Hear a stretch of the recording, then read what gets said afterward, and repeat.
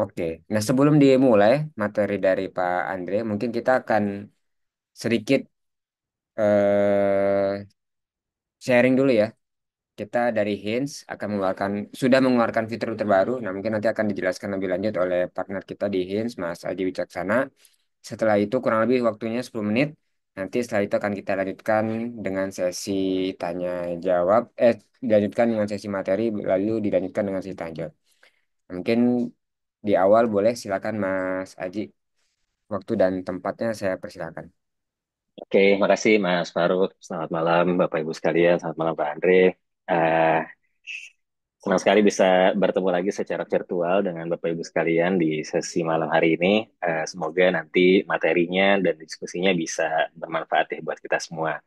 Nah, seperti yang tadi disampaikan sama Mas Faruk, saya diminta sharing sedikit tentang salah satu fitur terbaru dari Hinge Investment. Kita ada namanya Hinge Lite. Jadi ini salah satu fitur yang harapannya bisa lebih meningkatkan interaksi kita gitu ya antara tim analis, principals di Hinge di AI termasuk dengan para member gitu. Dan ini juga nanti ada salah satu yang sangat menarik di mana untuk fitur yang baru ini juga kita buka secara terpisah gitu ya. Kita juga memberikan apa yang mungkin layanan yang sifatnya memang spesifik untuk fitur ini aja. Nah, saya izin share screen untuk menjelaskan lebih lanjut tentang apa sih fitur yang dimaksud. Nah, jadi Bapak Ibu sekalian mungkin semoga kelihatan ya di sini. Eh, di sini kan kalau kita udah masuk ke membershipnya Hinge, Bapak Ibu yang mungkin sudah menjadi member itu pasti sudah terbiasa dengan beberapa fitur ini gitu ya. Jadi ada fitur Hinge Byte, ada Hinge Research, Inspira, dan Events. Jadi memang di fitur-fitur ini banyak sekali benefit yang bisa diakses. Ya seperti misalnya di Inspira ini kita eh, yang kemarin kita bikin 15 sesi gitu ya, mungkin masing-masing sesinya ada 3 jam, 2,5 sampai 3 jam lah rata-rata per sesinya, dari mulai basic value investing sampai ke contoh kasus itu rekamannya bisa diakses di sini. Terus kemudian kita juga punya Hinge Research, ini salah satu flagship produknya kita di Hinge di mana kita mencoba untuk melakukan deep dive analysis kepada emiten-emiten yang menurut kami secara fundamental, secara value investing framework itu menarik gitu ya, sehingga deep research ini harapannya bisa memberikan confident level yang lebih tinggi gitu buat Bapak Ibu untuk kemudian bisa mengeksekusi atau mungkin mengeksplor lebih lanjut. Nah, ada juga yang Hinge Byte. Nah, Hinge Byte ini memang kita kemas sesuatu yang sifatnya up to date gitu ya, terus kemudian easy to digest, bisa langsung pahami dengan singkat, mungkin 1-2 menit kita bisa consume, dan di sini juga ada interaksi yang lebih dalam. Nah, Bapak Ibu sekalian, ini yang akhirnya kita coba perkuat si Hinge Byte ini karena cukup banyak request gitu ya untuk kita bisa langsung berinteraksi berkaitan langsung dengan tulisan dari analis yang mana gitu kan, sehingga mungkin aksesnya atau mungkin konteksnya itu lebih mudah dipahami, bisa lebih interaktif juga, dan buat Bapak Ibu yang memang punya informasi atau mungkin punya insight, punya point of view tersendiri terkait dengan tema yang diangkat, itu bisa lebih berkontribusi juga gitu ya, atau berpartisipasi gitu dalam diskusi yang ada. Nah, ini baru banget kita adakan fiturnya.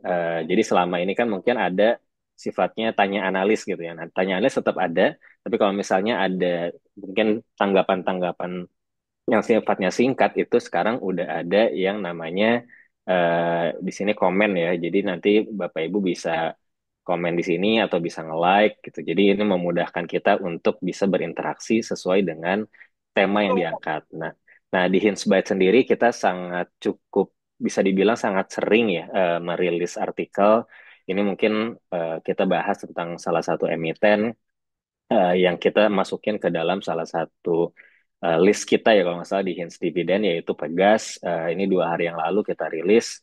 Jadi buat Bapak Ibu bisa ngelihat apa sih informasinya. Terus kemudian ada juga yang bertanya tentang emiten tertentu ke tim analis dalam bentuk Q&A. Dan kalau misalnya reviewnya itu cukup menarik untuk kita konsum bersama secara member, secara keseluruhan, ini kita rilis dalam bentuk artikel. Jadi ini salah satu contoh juga pertanyaan dari member yang kemudian kita jawab secara singkat. Nah, ini juga bisa nanti di komen, bisa di likes gitu ya, untuk bisa meningkatkan engagement atau juga mungkin ya sekali lagi untuk memperkaya kali ya alur diskusi kita.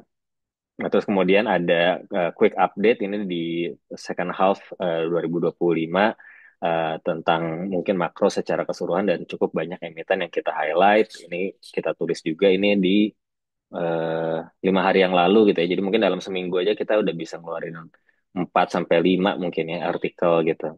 Nah, ini juga kita ngebahas salah satu emiten, terus ini kalau kita load lagi, jadi ya mungkin ini belum sekitar seminggu yang lalu aja ada sekitar ini lebih dari 8 ya.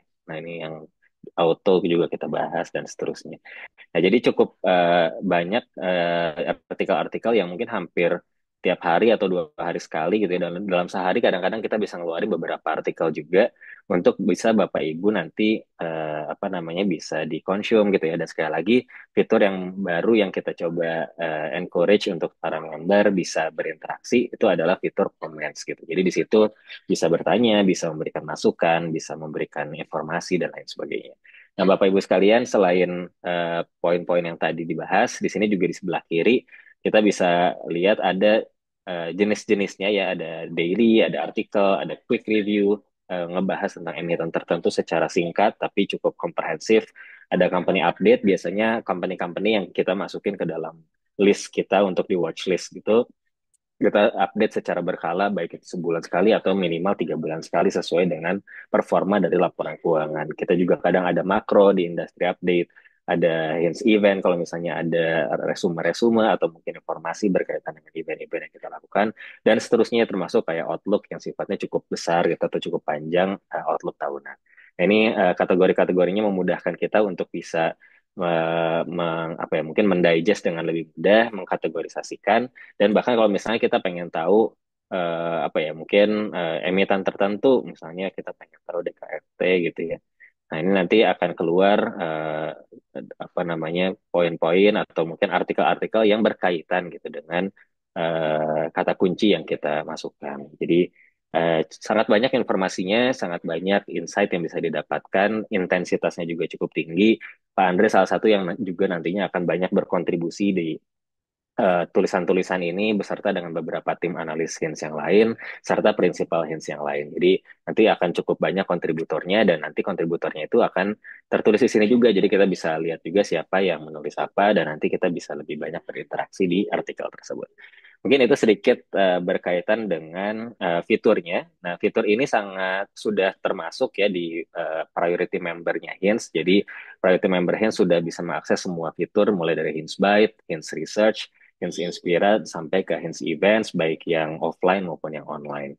Nah, untuk fitur Hints Byte ini sendiri dalam beberapa diskusi kita internal, akhirnya kita memilih untuk membuka spesifik ya fitur Hints Byte gitu kepada Bapak Ibu yang memang tertariknya lebih kepada hal-hal yang mungkin sifatnya cepat dan singkat gitu, tapi juga bisa up to date gitu. Nah ini ada kita sebut dengan fitur yang namanya fitur Hints Lite dan membershipnya juga sedikit berbeda dengan membership priority. Membership ini adalah membership yang hanya bisa mengakses Hints Byte saja gitu. Dan ada beberapa artikel yang mungkin nanti hanya akan terinformasikan kepada priority member khususnya saat berkaitan dengan watch list gitu ya atau mungkin hints list yang masuk di dalam hints research. Jadi itu hanya akan tetap ada di hints research dan hanya tersedia untuk priority tapi sisanya banyak tulisan-tulisannya mayoritas akan tetap ada di hints byte untuk bisa diakses oleh Bapak Ibu yang nantinya bergabung dalam membership di hints live gitu ya. Mungkin itu, Mas Faruk mungkin mau sedikit menyampaikan terkait dengan ininya informasi. Nah, ini mungkin sedikit gambaran tambahan ya. Jadi kalau misalnya Bapak Ibu tertarik untuk bisa mendapatkan tulisan-tulisan tadi, terus kemudian berinteraksi langsung dengan penulisnya, dengan tim analis dari Hints di Hints Byte. Nah, ini ada fitur yang namanya Hints Lite yang bisa mengakses si Hints Byte itu aja gitu. Relatif lebih murah dibandingkan Hints Priority yang mendapatkan akses ke semua informasi dan juga semua termasuk rekaman-rekaman gitu ya dan lain sebagainya. Untuk Hinslide ini mulai dari 200.000 aja sampai 1,5 juta untuk 1 tahun, 200.000 satu bulan. Dan ini karena memang masih kita fitur yang baru kita rilis beberapa hari yang lalu, ini kita masih ada harga diskon gitu ya. Jadi diskonnya bisa 100.000 hanya 100.000 untuk 1 bulan, bahkan cuma 800.000 untuk 12 bulan. Ini murah banget. Jadi kalau misalnya Bapak Ibu tertarik untuk apa terlibat dalam diskusinya, mumpung masih diskon mungkin bisa langsung beli yang 1 tahun gitu ya. Tapi mungkin mau coba yang sebulan dulu boleh, nanti selama mungkin promo ini mungkin nggak akan terlalu lama promonya, nanti akan balik ke harga normal. Mungkin itu informasinya, semoga bermanfaat buat Bapak Ibu sekalian, dan sekali lagi akan lebih banyak hal-hal yang bisa kita pelajari, bukan hanya dalam konteks weekly misalnya gitu ya di market update, tapi kalau di sini kita bisa setiap hari nih kontakkan atau mungkin setiap hari berinteraksi melalui artikel-artikel yang ada di Insight. Mungkin itu dari saya, Bapak Ibu, terima kasih. Saya kembalikan ke Mas Faru. Oke, baik. Terima kasih banyak, Mas Aji. Jadi itu tadi ya fitur terbaru dari Hinge, bisa dicek di websitenya. Nanti akan kita taruh juga linknya. Nah, itu ya sudah ada di kolom chat. Jadi nanti silakan kalau mau tanya-tanya itu boleh, silakan diklik di CS kita di 0821 23890 393 atau langsung bayar juga boleh. Kan sat- harganya nggak terlalu mahal ya. Jadi langsung bisa di check out aja gitu ya. Jadi biar dapat artikel barangkali besok udah muncul artikel bisa dicek ya. Dan artikelnya sekali lagi tadi tidak hanya yang terbaru. Jadi kalau Bapak Ibu join di Senin bukan berarti yang didapat artikel yang Selasa, Rabu dan seterusnya. Tapi artikel yang dari awal Oktober, kita Oktober 2023 ya Mas Adi, yang 2 tahun yang lalu itu udah kelihatan semua. Jadi silakan dicek. Jadi nanti kalau mau tahu historinya, wah di beberapa emiten tertentu bahkan bisa kelihatan kita historinya seperti apa. Mungkin itu aja sebagai sesi pengantar awal sebelum masuk ke sesinya Pak Andre. Nanti Bapak Ibu juga bisa lihat nanti artikelnya Pak Andre di websitenya Hinge ya. Oke, kalau gitu terima kasih banyak Mas Haji. Pak Andre sudah siap Pak? Oke, siap. Oke, waktu dan tempat saya persilakan buat Pak Andre. Mangga Pak. Ini thank you nih Mas Faruk sama Mas Aji ya. Luar biasa ini 100.000 sebulan. Murah banget ya. Kaget saya juga ya. Nah, ini ada apa? Nanya ini dari Pak Yoga nih katanya bisa pesan saham IPO nggak nih Pak? Jadi belum Oke. ya. Nah, belum ya gitu kan. Belum jadi sekuritas ya Pak ya. Oke, ya jadi mungkin artikel aja ya. Nanti mungkin saya juga ke depan akan banyak update di sana. Kalau yang mau nanyain soal detail sektoral dan lain-lain, saya akan coba buka di sana juga nih sama teman-teman yang lain. Ya mudah-mudahan jadi bisa membantu lah ya. Setidaknya ya ada gambaran. Oke, kita mulai aja mungkin ke pembahasan kita ya pada topik utama hari ini. Kurang lebih tentang tarif 19%. Izin saya share screen mungkin ya. Oke, udah muncul? Sudah Pak. Oke, sip. Nah, ini mungkin judulnya kita ngambilnya New Globalization gitu ya. Apa yang akan terjadi gitu. Nah, ini dengan perang tarif ini saya ingin coba kita review dulu dari artikel-artikel saya sebelumnya. Sebelum saya di Hinge, itu kan dulu saya nulisnya di Stockbit ya. Saya coba unggah dulu mungkin flashback sedikit dulu nih buat teman-teman. Jadi biar ngerti alur ceritanya dan pembahasan nantinya tuh berujungnya kemana gitu. Karena ini nyambung ya ceritanya. Jadi tahun 2000, jadi kemarin kan waktu market update 2 minggu yang lalu tuh ada yang ngomong nih, katanya Pak Andre ini optimis banget gitu ya. Ada nggak tesis yang negatifnya gitu kan? Nah, saya ingin klarifikasi dulu bahwa saya nggak selalu optimis gitu ya. Ada juga di tahun 2024 artikel saya tuh ngomongin tentang koreksi di tahun 2022 atau crash. Saya ngomongin seperti itu. Ya, jadi justru saya beranggapan 2025 ini, saya nulisnya kan di 2024 tuh September 2024, saya bilang bahwa tahun 2025 ini ada kemungkinan besar akan ada koreksi dulu. Dan ya Tuhan masih memberikan jalan bahwa benar terjadi koreksi ya, bahwa artikel saya ini sesuai gitu kan. Nah, di tahun Januari 2025 setelah Trump menjabat, ya waktu itu kan September belum menjabat ya, Trump itu masih pemilihan US kan, Amerika kan, Presiden Amerika. Nah, akhirnya setelah Januari Trump menjabat itu, mulai tuh banyak gonjang-ganjing gitu ya. Salah satunya tuh kan, kalau kita ngomongin tuh ya banyak lontaran-lontaran omongan Trump itu yang membuat bingung banyak negara gitu. Ya, waktu itu belum di-announce tuh perang tarif gitu ya. Banyak satu contohnya tentang dia ngajak pengen ada suasana perang tarif itu eh, rasa kembali biarpun secara lontarannya itu bukan hanya untuk baru hanya terutama dengan beberapa negara aja seperti Meksiko seperti ke apa Kanada waktu itu ya, eh, sampai dengan China gitu ya. Belum sampai ke semua negara gitu. Sudah mulai itu panas tuh kan.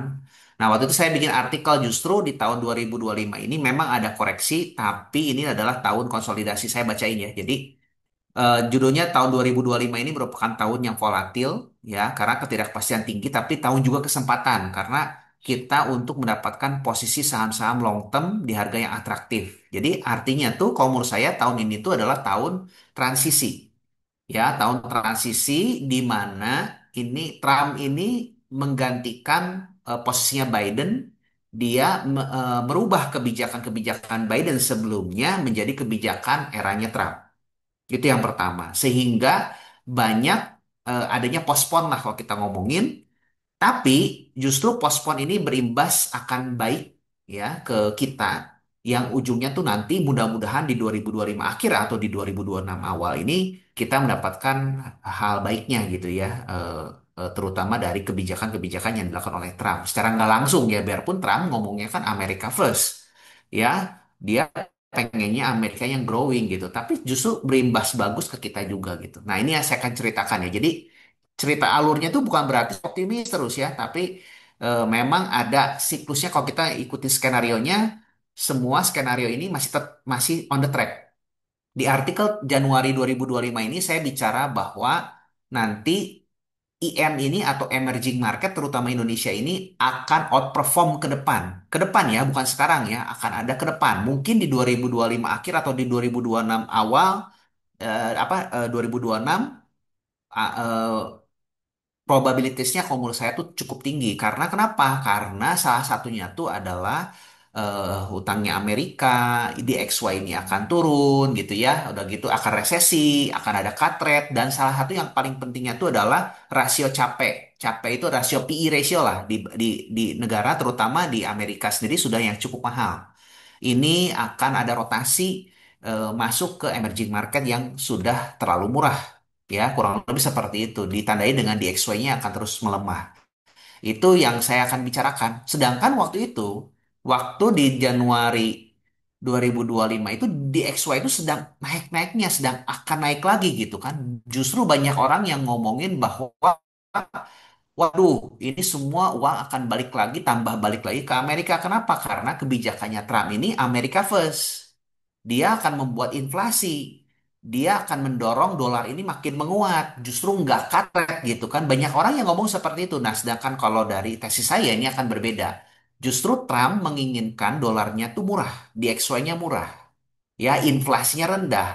Ya, berbeda dengan apa yang dibicarakan oleh orang-orang. Nah, terbukti sekarang ya DXY-nya udah makin turun ya, dolarnya juga makin melemah gitu ya. Nah, apakah tesis ini akan berjalan? Nah, kapan berjalannya? Sudah akan mulai, tapi nanti mudah-mudahan baru akan berjalannya bisa jadi mungkin di akhir tahun atau awal tahun depan ya, prediksi saya. Mudah-mudahan tepat. Nah, ini kan saya lanjutkan ya. Jadi dalam perjalanannya saya berjanji kan waktu itu kan saya akan mencoba mengkawal skenario saya ini tuh gimana kelanjutan dari negosiasinya. Kan salah satunya kan Trump itu melakukan beberapa strategi gitu ya. Yaitu salah satu itu adalah perang tarif. Nah, ini yang saya pernah bahas juga di YouTube saya ya, bahwa waktu itu kan Trump di tanggal 2 April ya, 2 April 2025 itu langsung melancarkan serangan tarif ke semua negara, ya, ke semua negara, nggak cuma hanya ke 3 atau 4 negara di awal waktu di Januari. Dan banyak yang bingung, waduh ini gimana ya, seperti apa? Nah, waktu itu saya bikin video bahwa Trump ini sebenarnya tuh punya ada maksud. Jadi nggak serta-merta dia tuh ingin, sebenarnya tuh tujuan dia tuh bukan, banyak yang bicara tuh tujuan tuh ingin defisit neraca perdagangannya diperbaiki, bahwa misalkan Amerika dagang dengan China defisitnya tuh sudah terlalu besar, ya nggak adil gitu kan. Terus dengan Indonesia juga defisitnya besar, dengan negara-negara lain juga besar. Sebenarnya tujuan besarnya tuh Trump itu bukan ke sana, biarpun ngomong di media seolah-olahnya tuh adalah ingin memperbaiki defisit neraca perdagangan. Padahal tujuannya tuh bukan ke sana. Tujuannya tuh adalah saya bilang tuh ingin menegosiasikan beberapa hal di luar itu justru. Karena dia tahu Amerika ini sebenarnya itu adalah defisit. Kenapa? Karena mencetak uang. Nggak mungkin serta-merta dia dia langsung bisa menyeimbangkan dengan negara-negara ibaratnya dengan negara-negara tertentu gitu kan.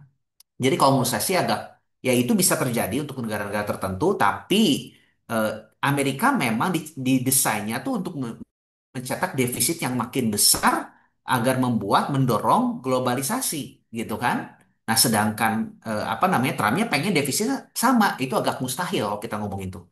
Sehingga sebenarnya tuh rencana besar Trump tuh bukan ke sana.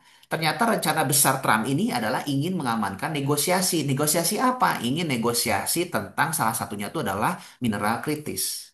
Ya, mineral-mineral berharga yang saat ini satu persatu sudah mulai dikuasai oleh China. Nah, itu tujuan besarnya itu adalah salah satunya itu ada ingin mengamankan ke sana. Selain itu, ingin mengamankan industri-industri tertentu yang bisa berbalik lagi ke Amerika.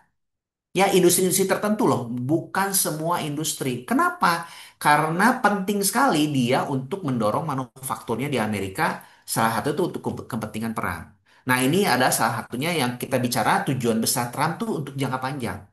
Jadi sebenarnya tuh saya sudah ungkapkan juga ya di YouTube saya waktu itu sekitar 3 bulan yang lalu, berarti kan sekitar April Mei lah gitu ya kalau kita ngomongin bahwa ini eh, tujuannya Trump ini adalah ingin membuat kesepakatan. Bahkan sempat ada wacana kesepakatan itu adalah kesepakatan Mar-a-Lago Accord ya sebutnya ya. Nah ini memang belum keluar lagi sekarang Mar-a-Lago ya, tapi sekarang kan dalam proses adalah dealing dengan negara-negaranya. Salah satu yang sudah dealing itu adalah Indonesia. Nah ini akan kita bahas nanti dengan apa yang akan terjadi ke depan. Oke? Ya, jadi ini frame besarnya nih buat Bapak Ibu sekalian melihat bahwa oh ternyata skenario yang saya buat di tahun 2024 sampai sekarang ini masih berlanjut, masih sama on the track lah kalau kita ngomongin, dan Tuhan ya beruntung ya saya juga sendiri diberikan apa ya skenario ini masih on the track sesuai, ternyata masih ngikutin gitu dengan jalannya gitu, dan mudah-mudahan saya punya tesis untuk nanti tahun 2026 sampai 2028 ini bisa berjalan juga. Ya, ini yang sama-sama kita nanti pantau dan mudah-mudahan kita bisa nikmatin sama-sama ke depan ya. Oke. Nah, ini saya ingin tadi udah bahas ya target Trump sendiri itu saya sudah sedikit flashback adalah yang pertama ingin dominasi dolar. Ini saya sudah bahas di YouTube saya sebelumnya ya. Saya cuman ulang lagi, saya berikan checklistnya. Dia dengan cara apa dominasi dolar itu salah satunya itu adalah membuat DXY-nya harus melemah ya. Nggak mungkin dia bikin DXY-nya menguat. Kenapa? Kalau menguat semua dolar balik ke Amerika. Ya, kalau dia ingin dolarnya di mana-mana, dia harus bikin DXY-nya melemah. Nah, itu salah satu tujuannya tuh adalah dia bikin DXY-nya makin melemah ke depannya. Ya, dengan dominasi dolar. Yang kedua, kebangkitan industri manufaktur dasar yang penting di Amerika. Nah, ini dia ingin beberapa industri yang di Amerika ini, yang manufaktur dasar ini tumbuh kembali. Gak semua industri, ya Bapak Ibu sekalian jangan sampai salah kaprah. Nggak mungkin semua industri diambil sama Amerika. Dia juga akan memilah mana yang strategis, gitu kan, kalau kita bicara. Ya, nah, dan yang ketiga adalah mengurangi dan menjegal pengaruh China yang mengancam hegemoni Amerika. Ya, tujuan utama dia itu adalah dengan perang dagang, dengan dan lain-lain, dengan perang kemarin saya sudah bahas perang ada dia melakukan serang ke Iran dan lain-lainnya lewat Israel. Itu sebenarnya tujuan akhirnya itu adalah China. Ya, kalau kita ngomongin tuh. Nah, strategi gimana sih? Yang pertama jelas yang sudah dilakukan sekarang yang masih berjalan itu perang tarif.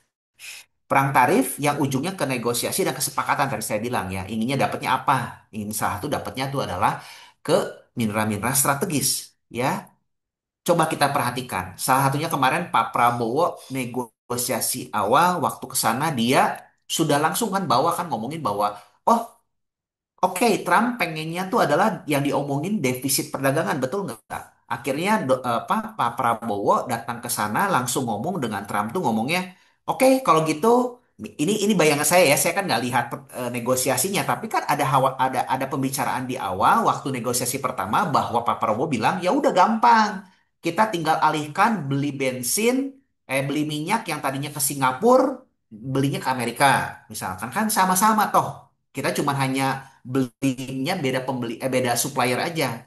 Terus yang kedelai kita alihkan ke Amerika. Beberapa barang kita alihkan ke Amerika. Ya udah kita tertutup defisitnya. Kan Pak Prabowo ngomong seperti itu terbukti kan? Yang dinegosiasikan saya pikir pasti seperti itu oleh Pak Erlangga pertama kalinya kepada Trump. Tapi ternyata ditolak. Dikirimkan surat waktu sekitar akhir atau awal Juni lah, akhir Juni sorry ya, Jadi dikirim surat cinta tuh kepada Pak Prabowo bahwa sorry nih kita masih kasih tarif 30 sekian persen, ya tetap berjalan. Negosiasi nggak berhasil berarti kan. Berarti dari sana aja kita sudah tahu bahwa tujuan Trump ini bukan pengen membalancing defisit, betul nggak? Ya, tapi ternyata tujuannya lebih daripada itu. Setelah penawaran berikutnya, ternyata ada beberapa klausul, ya salah satunya itu adalah akses kepada mineral kritis seperti tembaga, salah satu contohnya yang diomongin oleh Trump. Akses untuk full kepada Indonesia. Itulah yang diinginkan oleh Trump justru. Nah, itulah yang membuat jadi akhirnya terjadi kesepakatan. Nah, dari sana aja kita sudah tahu, ternyata tesis saya di awal itu benar. Yaitu perang dagang ini bukan tujuannya pengen defisit, bukan perang dagangnya, tapi ingin mengambil beberapa mineral, pengen akses kepada mineral-mineral kritis tadi. Karena kenapa? Karena dia tahu persaingan ke depan dengan China itu adalah salah satu itu sumber daya itu di mineral kritis. Yang saat ini sudah perlahan-lahan mulai di dunia ini dikuasai oleh China, salah satunya tuh. Ya, nah ini yang jadi strategi apa fokusnya Trump. Ya, nah yang kedua deregulasi dan efisiensi jelas ya.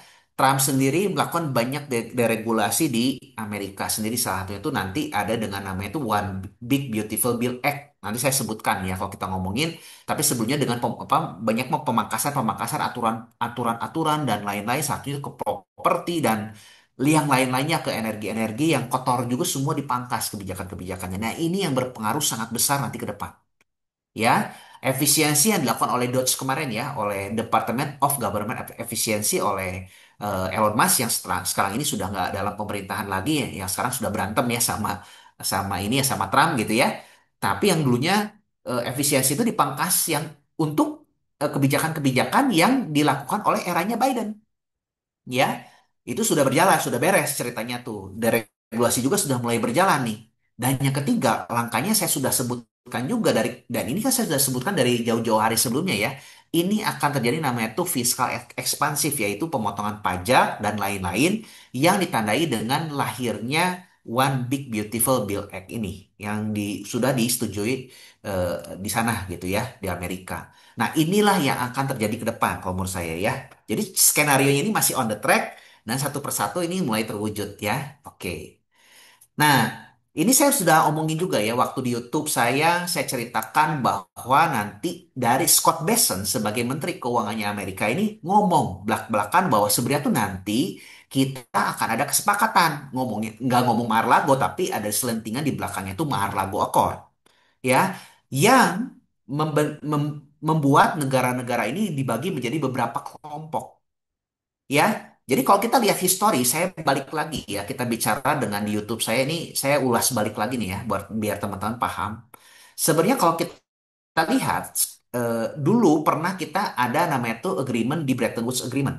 Di tahun 1940-an something lah kalau kita ngomongin. Ini yang menyebabkan lahirnya era globalisasi setelah Perang Dunia Kedua.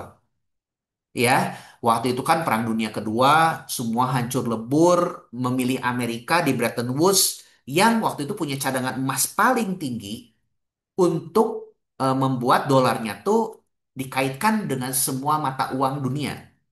Sehingga membuat dolar ini menjadi the world reserve currency dengan eranya Bretton Woods ini dan membuat globalisasi ini ekspansif. Dengan cara Amerika berjanji bahwa yuk kalau mau ikut sama saya jadi sekutunya saya akan bantu kamu dengan cara gimana? Nih, negara saya adalah negara penduduk yang besar dan berkembang waktu itu ya ngomongnya ya. Nanti saya akan beli barang-barangnya kamu. Ya, seperti itu ya, misalkan ke beberapa negara lah yang sudah jadi sekutunya dia. Dan di waktu era Bretton Woods ini, negara ini masih kebagi menjadi blok. Ya, blok barat dan blok timur. Ada yang kita sebut mah perang dingin lah. Ya, yang Uni Soviet dan lain-lain itu masih ke bloknya yang sebelah sono gitu ya.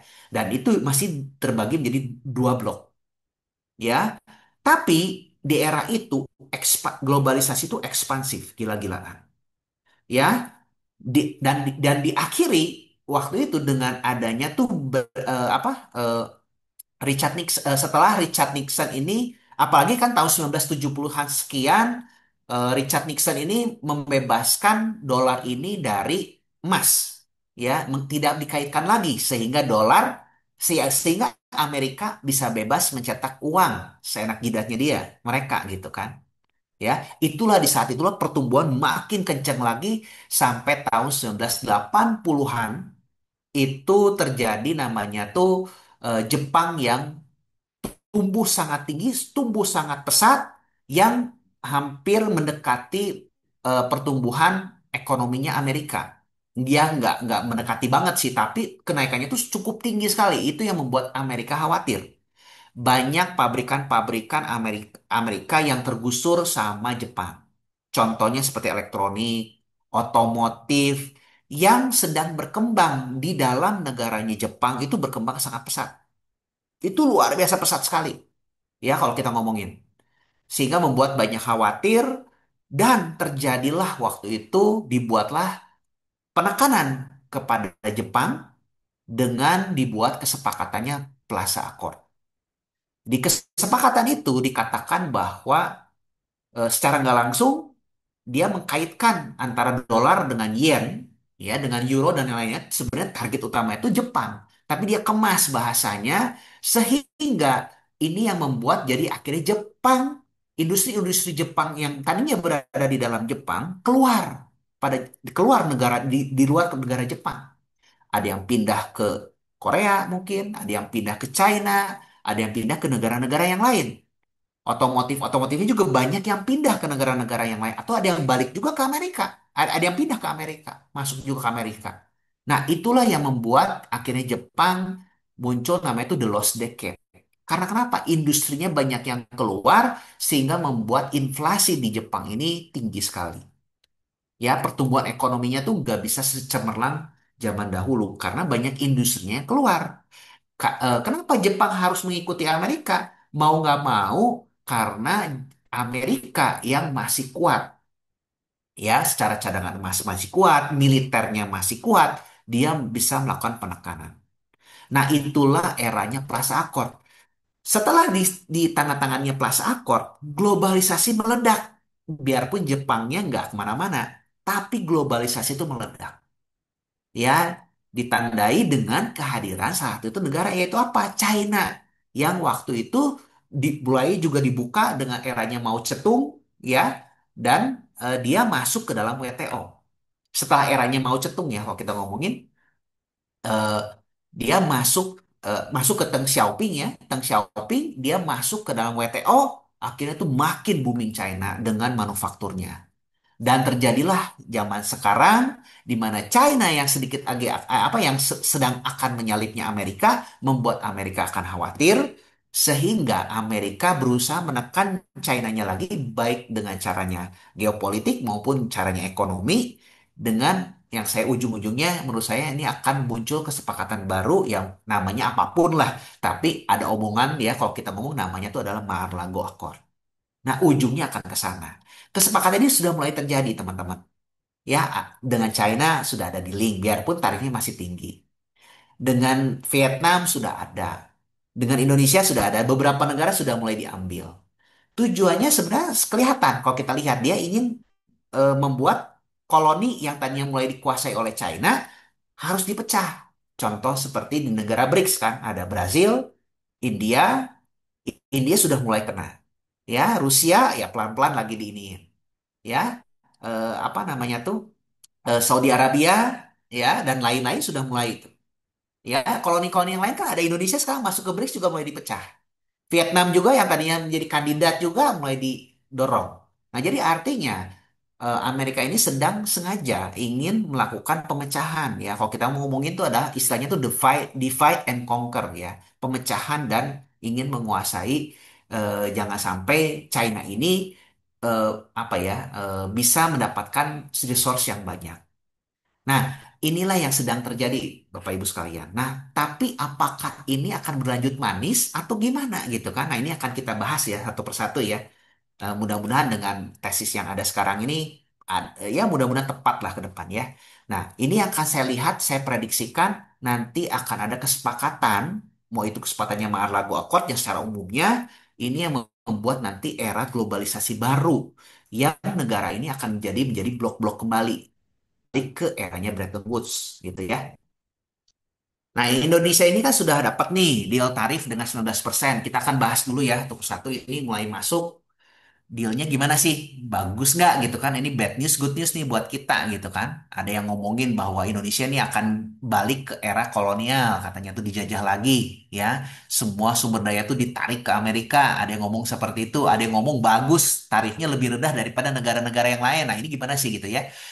Ya, nah ini sebenarnya tuh betul ya bagi saya tuh ini adalah kebijakan yang menurut saya tuh saat ini tuh tepat.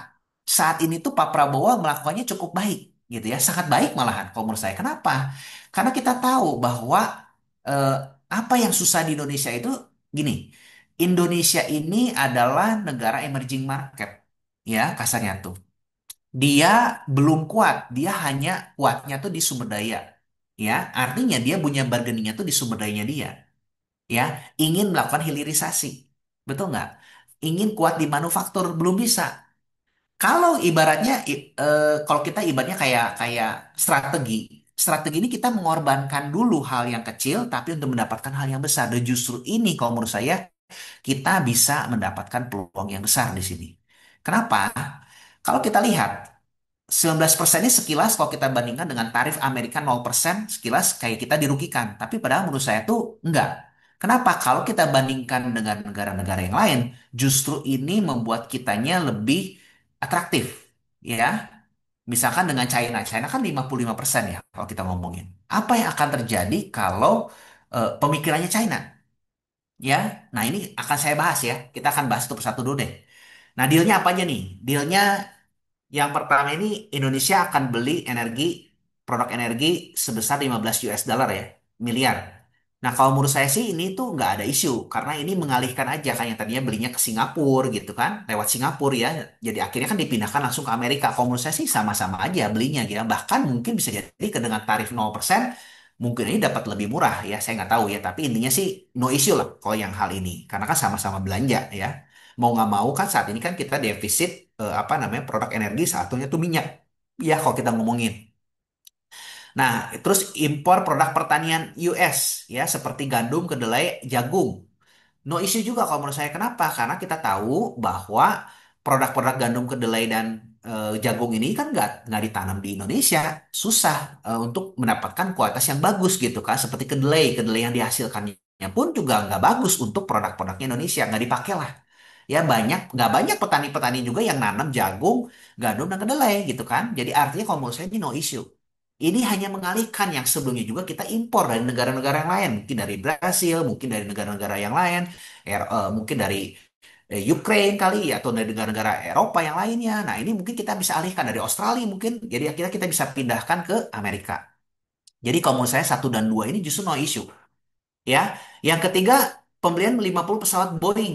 Nah, ini kita konteksnya kan karena belum masih mentah ya. Tapi secara garis besar ya pasti kan kalau kita ibaratnya pesawat pasti kita juga kan nggak mungkin kita ciptakan, kita beli ya. Jadi artinya kalau menurut saya sih no issue juga. Tapi tinggal dilihat nih 50 unitnya kapan gitu kan. Apakah belinya sekaligus atau enggak bertahap ya. Kalau menurut saya sih agak mustahil ya kalau sekaligus ya. Pasti bertahap juga karena kan tergantung dengan pabrikan dari Boeingnya juga kan. Apakah bisa langsung 50 unit dicetak gitu kan nggak mungkin juga.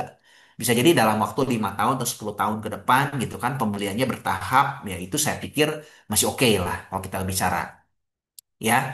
Nah, jadi yang keempat ini yang banyak dibicarakan nih, dapat akses penuh ke pasar Indonesia, 280 juta jiwa. Kalau menurut saya juga justru ini nggak masalah. Kenapa?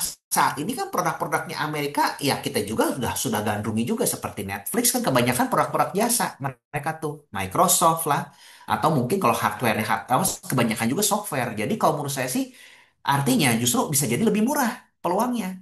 Atau bahkan ya kayak gandum, kedelai atau barang-barang dari Amerika ini dengan tarif 0% ini membuat barang-barang yang dari Amerika ini akan jadi murah ke kita.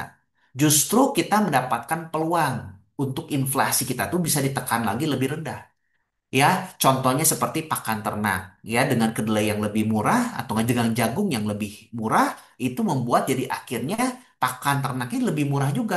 Atau pakan lagi, pupuk untuk sawit dan lain-lain juga jadi lebih murah. Gitu kan peralatan-peralatan untuk oil mungkin yang dari Amerika juga jadi lebih murah gitu kan. Nah, bisa jadi peluang-peluang itunya akan terjadi yang menciptakan nanti justru ibasnya untuk konsumen Indonesia. Kalau menurut saya justru ini positif ya, bukan jadi malah negatif, bukan jadi malah Amerika jadi mendominasi konsumen dan saat ini pun juga mau dibilang juga sudah mendominasi untuk produk-produk jasa gitu kan. Dan Amerika tidak mungkin menciptakan produk-produk yang dasar lagi seperti misalkan kita tekstil atau yang lain-lainnya. Kenapa? Karena Amerika fokusnya nggak di sana. Bapak Ibu sekalian ingat ya, memang Trump ingin industrinya balik ke Amerika, tapi yang dia maksud tuh bukan industri semua industri, ya, tapi industri-industri tertentu. Jadi artinya industri-industri yang dasar itu semua pasti dibalikin lagi ke negara-negara yang lain. Ya, yang gak strategis tuh dibalikin, yang strategis diambil. Ya, kalau kita ngomongin, jadi artinya, kalau menurut saya ini kan jadi no issue. Ya, terus yang kelima, barang Indonesia ini akan 19% gitu kan. Gak jadi masalah juga. Kenapa? Justru Amerika, kalau menurut saya sedikit menolong kita. Kenapa? Satu ya, dulu kalau nggak ada tarif ini, kita kan semua anggaplah semua permainannya level level playing fieldnya sama. Mungkin di negara lain ongkos untuk teknologi untuk apanya tuh ada yang lebih murah sehingga akhirnya masuk ke Amerikanya lebih kompetitif.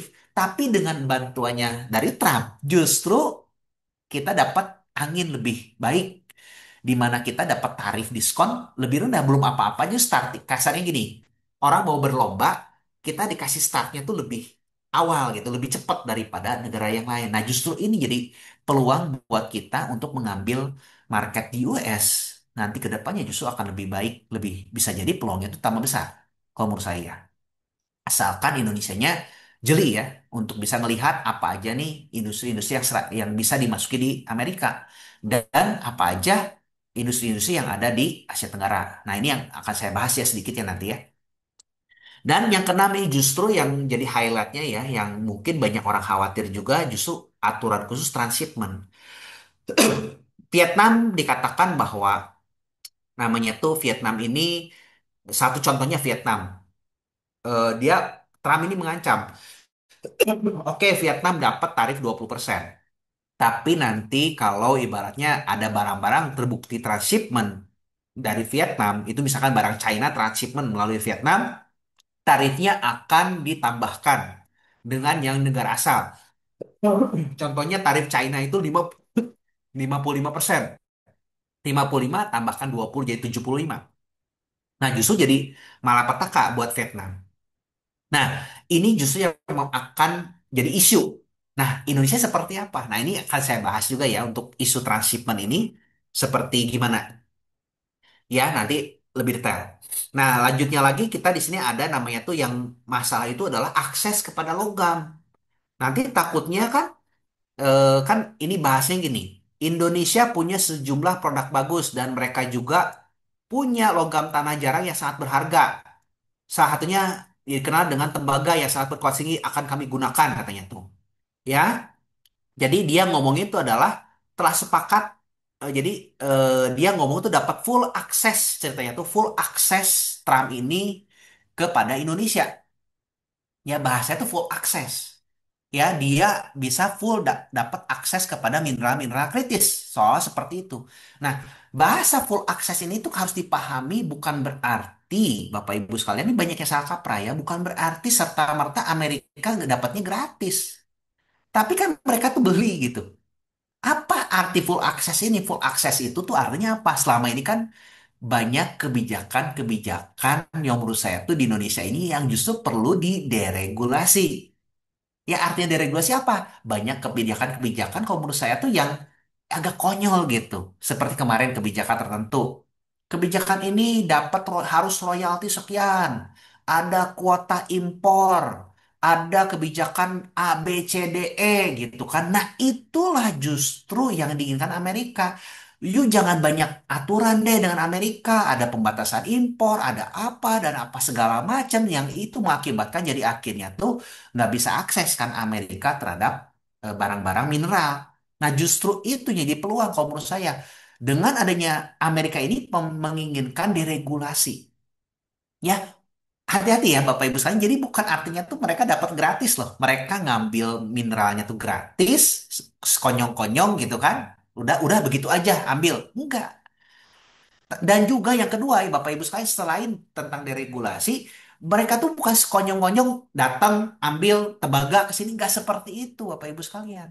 Tapi mereka untuk dapat full akses tadi itu dengan cara apa? Mereka bikin pabrik di Indonesia, mereka investasi di Indonesia. Misalkan nih ada kayak Freeport nih, mungkin aja dia akan full akses lagi ke sana ngambil. Tapi dengan melalui Freeport, bukannya kesiniin barangnya, ambil langsung transport. Nggak seperti itu Bapak Ibu sekalian. Ya, jadi artinya itu bagus nggak buat Indonesia? Itu artinya good news justru kalau menurut saya. Amerika justru nanti akan bersaing dengan China untuk melakukan banyak investasi. Mungkin aja ke depan ini akan banyak investasi ke dalam minyak lagi. Mungkin ke mineral-mineral kritis, nikel, dan lain mungkin akan ada perusahaan-perusahaan Amerika. Nah, justru ini ini jadi peluang bagus buat Indonesia untuk menumbuhkan industrinya kalau kita ngomongin tuh.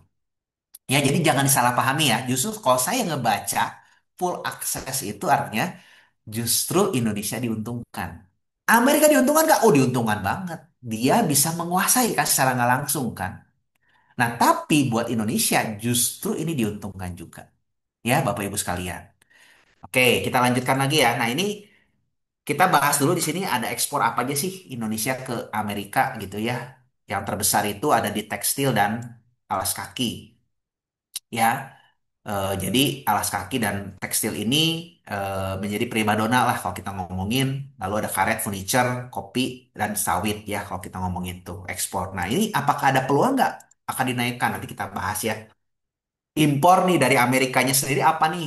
Jadi Amerika tuh ngekspor ke Indonesia lah, jual ke Indonesia tuh apa aja nih? Ada pesawat, ya selama ini juga ternyata kan beli pesawat ya melalui Amerika gitu kan. Kedelai gandum ya udah beli juga toh gitu kan. Cuman yang memang dia tadinya split ke negara-negara lain, akhirnya mungkin dialokasikan ke Amerika. Ya, peralatan medis, elektrik komputer. Nah ini kalau menurut saya tuh kebanyakan jasa dan elektronik dan ini yang memang tidak terganggu. Indonesia ya tidak akan terganggu ya kalau kita ngomongin. Justru ada peluang untuk kita bisa ngerambah hal yang lain. Nah, nanti kita akan bahas peluangnya apa ya. Nah, ini tentang transshipment ya. Transshipment ini kan jadi isu ya. Karena kenapa? Kita sempat baca berita bahwa deal pertama itu kan Vietnam ya. Vietnam itu waktu itu kan deal dapat 20%. Tapi ada ngomong si Trump, yuk kalau ada transshipment dari Vietnam, nanti saya akan bebankan tarifnya China ke kamu. Nah, seolah-olah seperti itu kan. Sehingga jadi akhirnya Vietnam langsung seolah tuh kebakaran jenggot. Langsung bikin new penalties for illegal transshipment. Jadi seolah tuh langsung memblokir China, ngajak perang China seolah seperti itu. Betul nggak Bapak Ibu sekalian yang diberitakan? Gitu kan. Xi Jinping katanya tuh ngamuk kepada Vietnam terutama. Awas ya kalau ada ini seolah seperti itu. Nah, ini kan membuat jadi akhirnya kan khawatir. Nah, kalau menurut saya justru enggak, Bapak Ibu sekalian. Kalau kita jeli, kita lihat berita, kita transshipment, kita perhatikan. Transshipment itu apa? Transshipment itu adalah mengalihkan kargo yang sudah diproduksi, misalkan di negara China gitu ya, kalau kita ngomongin dari satu kapal, kontainer, transit, diteruskan ke negara C. Tujuannya biasanya efisiensi rute, konsolidasi muatan, dan kasus penyalahgunaan untuk mengaburkan asal barang demi menghindari tarif asal. Nah, transshipment ini memang yang dilakukan oleh China saat ini, mungkin melalui Vietnam dan melalui Indonesia. Dan bagi Vietnam dan Indonesia memang dirugikan juga. Memang ada neraca dagang yang sedikit diuntungkan, tapi secara overall itu merugikan. Kenapa nggak ada industri yang masuk? Industrinya masih semua tuh ada di China. Betul nggak, Bapak Ibu sekalian?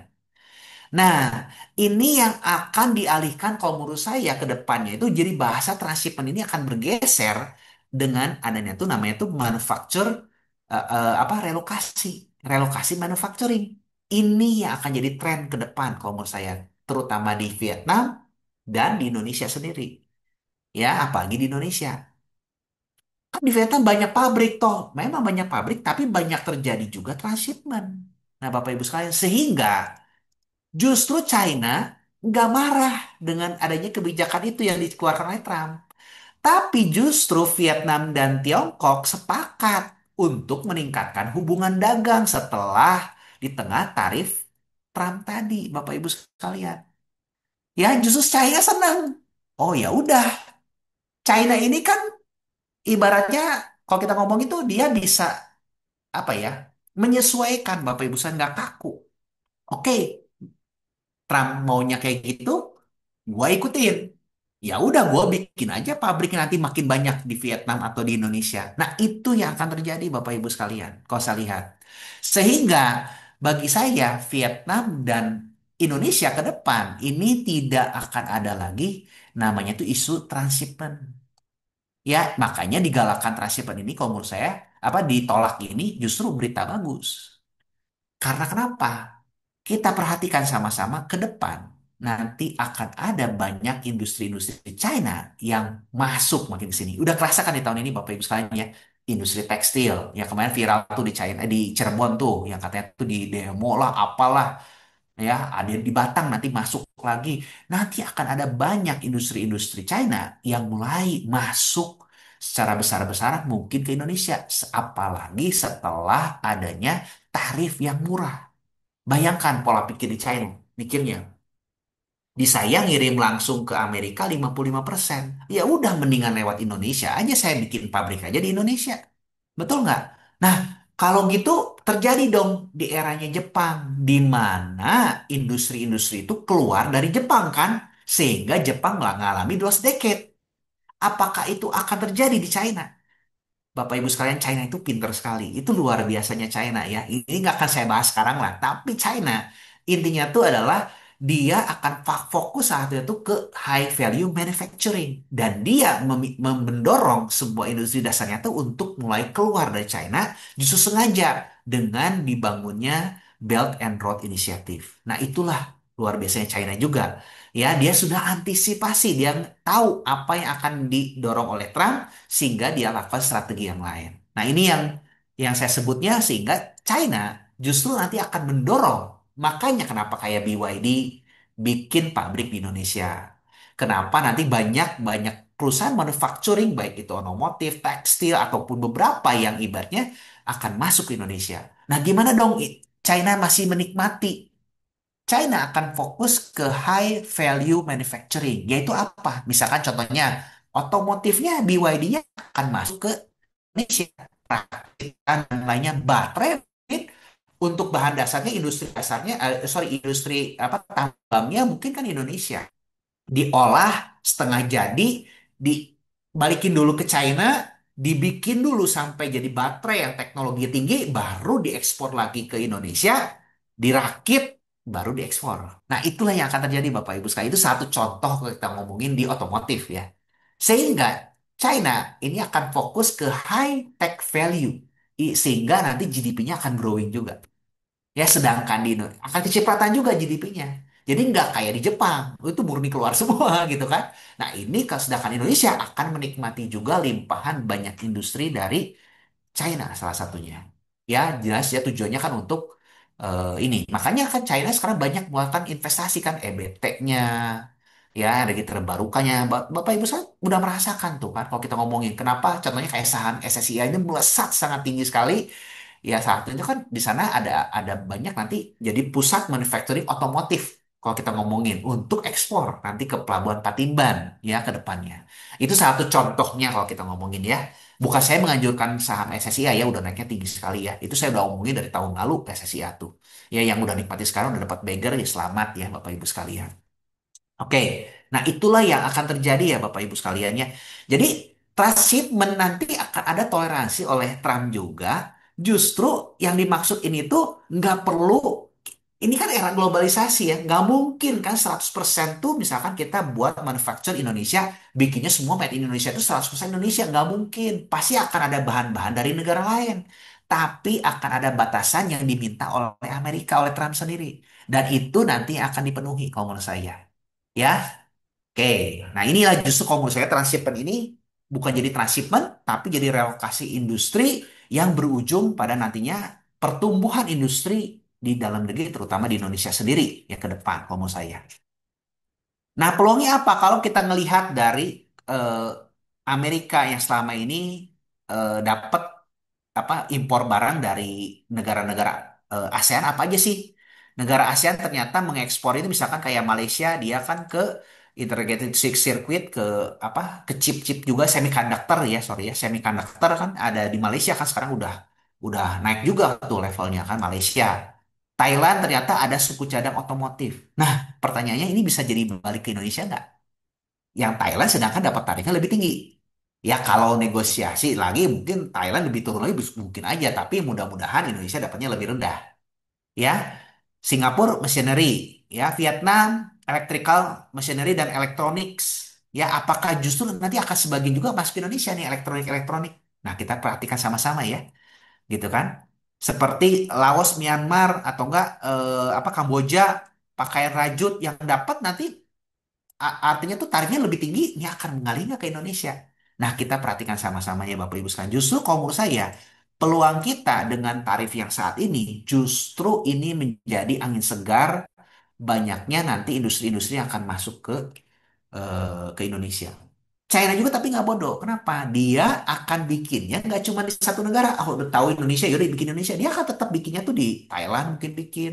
Terbukti kan BYD bikinnya ada di Thailand, ada di Indonesia, ada di mana. Sengaja. Kenapa? Dia kan bisa aja Indonesia suatu saat tarifnya lebih tinggi, nanti negara lain tarifnya lebih kecil. Nah, mungkin seperti itu gitu. Nah, inilah yang akan terjadi. Jadi, China pasti akan merelokasikan industrinya ke beberapa negara. Saat itu adalah Indonesia. Terutama yang akan maju kalau menurut saya justru di tekstil saat ini. Peluang. Saat ini kan tekstil seolah kan lagi nyungsep ya.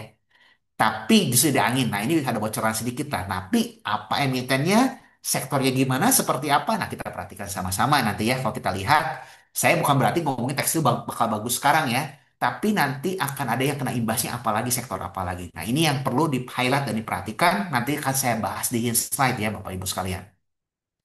Sektor-sektornya ya yang akan terdampak, sektornya kemana gitu ya. Nanti akan bahas. Tapi sedikitnya saya kasih clue-clue sedikit lah di sekarang ini ya, biar teman-teman bisa lihat juga. Terus ada perjanjian IOSEPA ini, IOSEPA memang menarik gitu kan. Saya nggak akan bahas detail, tapi intinya ini akan menguntungkan kita. Salah satu itu adalah otomotif, sawit, tekstil, ya.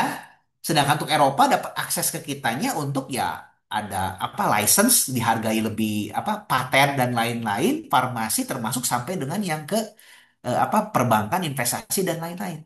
Ya, jadi good deal kalau menurut saya justru IOSEPA ini juga ini jadi peluang buat kita juga untuk bisa naik ya kalau kita lihat. Nah, ini yang akan saya bahas sedikit mungkin selain dengan parang tarif ini justru yang menarik ini adalah di One Big Beautiful Bill Act ini. Teman-teman yang harus perhatikan. Ini belum banyak dibahas, tapi justru ini menarik kalau menurut saya. Kenapa? Justru ini apakah akan menjadi katalis pertumbuhan berikutnya? Ya, kalau menurut saya ini akan menjadi katalis pertumbuhan berikutnya. Kenapa? Kalau kita lihat defisit yang sebelum ngomongin defisit ya, kita lihat dulu isinya apa sih? Isi utamanya tuh kurang lebih lah, kurang lebihnya itu adalah tentang pengurangan pajak ya, yaitu tahun 2017 kan Donald Trump membuat kebijakan pajak. Salah satu itu adalah pajak korporasi dipotong dan lain-lainnya sehingga akhirnya tuh laba perusahaan korporasi tuh melejit gitu kan dan menumbuhkan konsumsi kan. Nah, ini akan diulang dan terus ditetapkan lebih panjang ya. Nah, ini yang pertama. Terus peningkatan batas potongan pajak SAL ya. Terus pemangkasan yang era Biden kan Medicare dan lain-lain, Medicaid itu dibuang semua gitu kan. Bukan dibuang, dipangkas ya. Terus peningkatan anggaran pertahanan militer. Nah ini ya. Terus batas utang federalnya tuh dinaikin plafonnya jadi 5 triliun tuh. Selling debt-nya jadi naik tuh si Amerika. Ya, terus pengurangan kredit pajak energi bersih justru untuk apa namanya kredit energi bersih dikurangin ya, yang era-eranya Biden. Tapi untuk AI dan teknologi itu akan didorong, ya, akan didorong.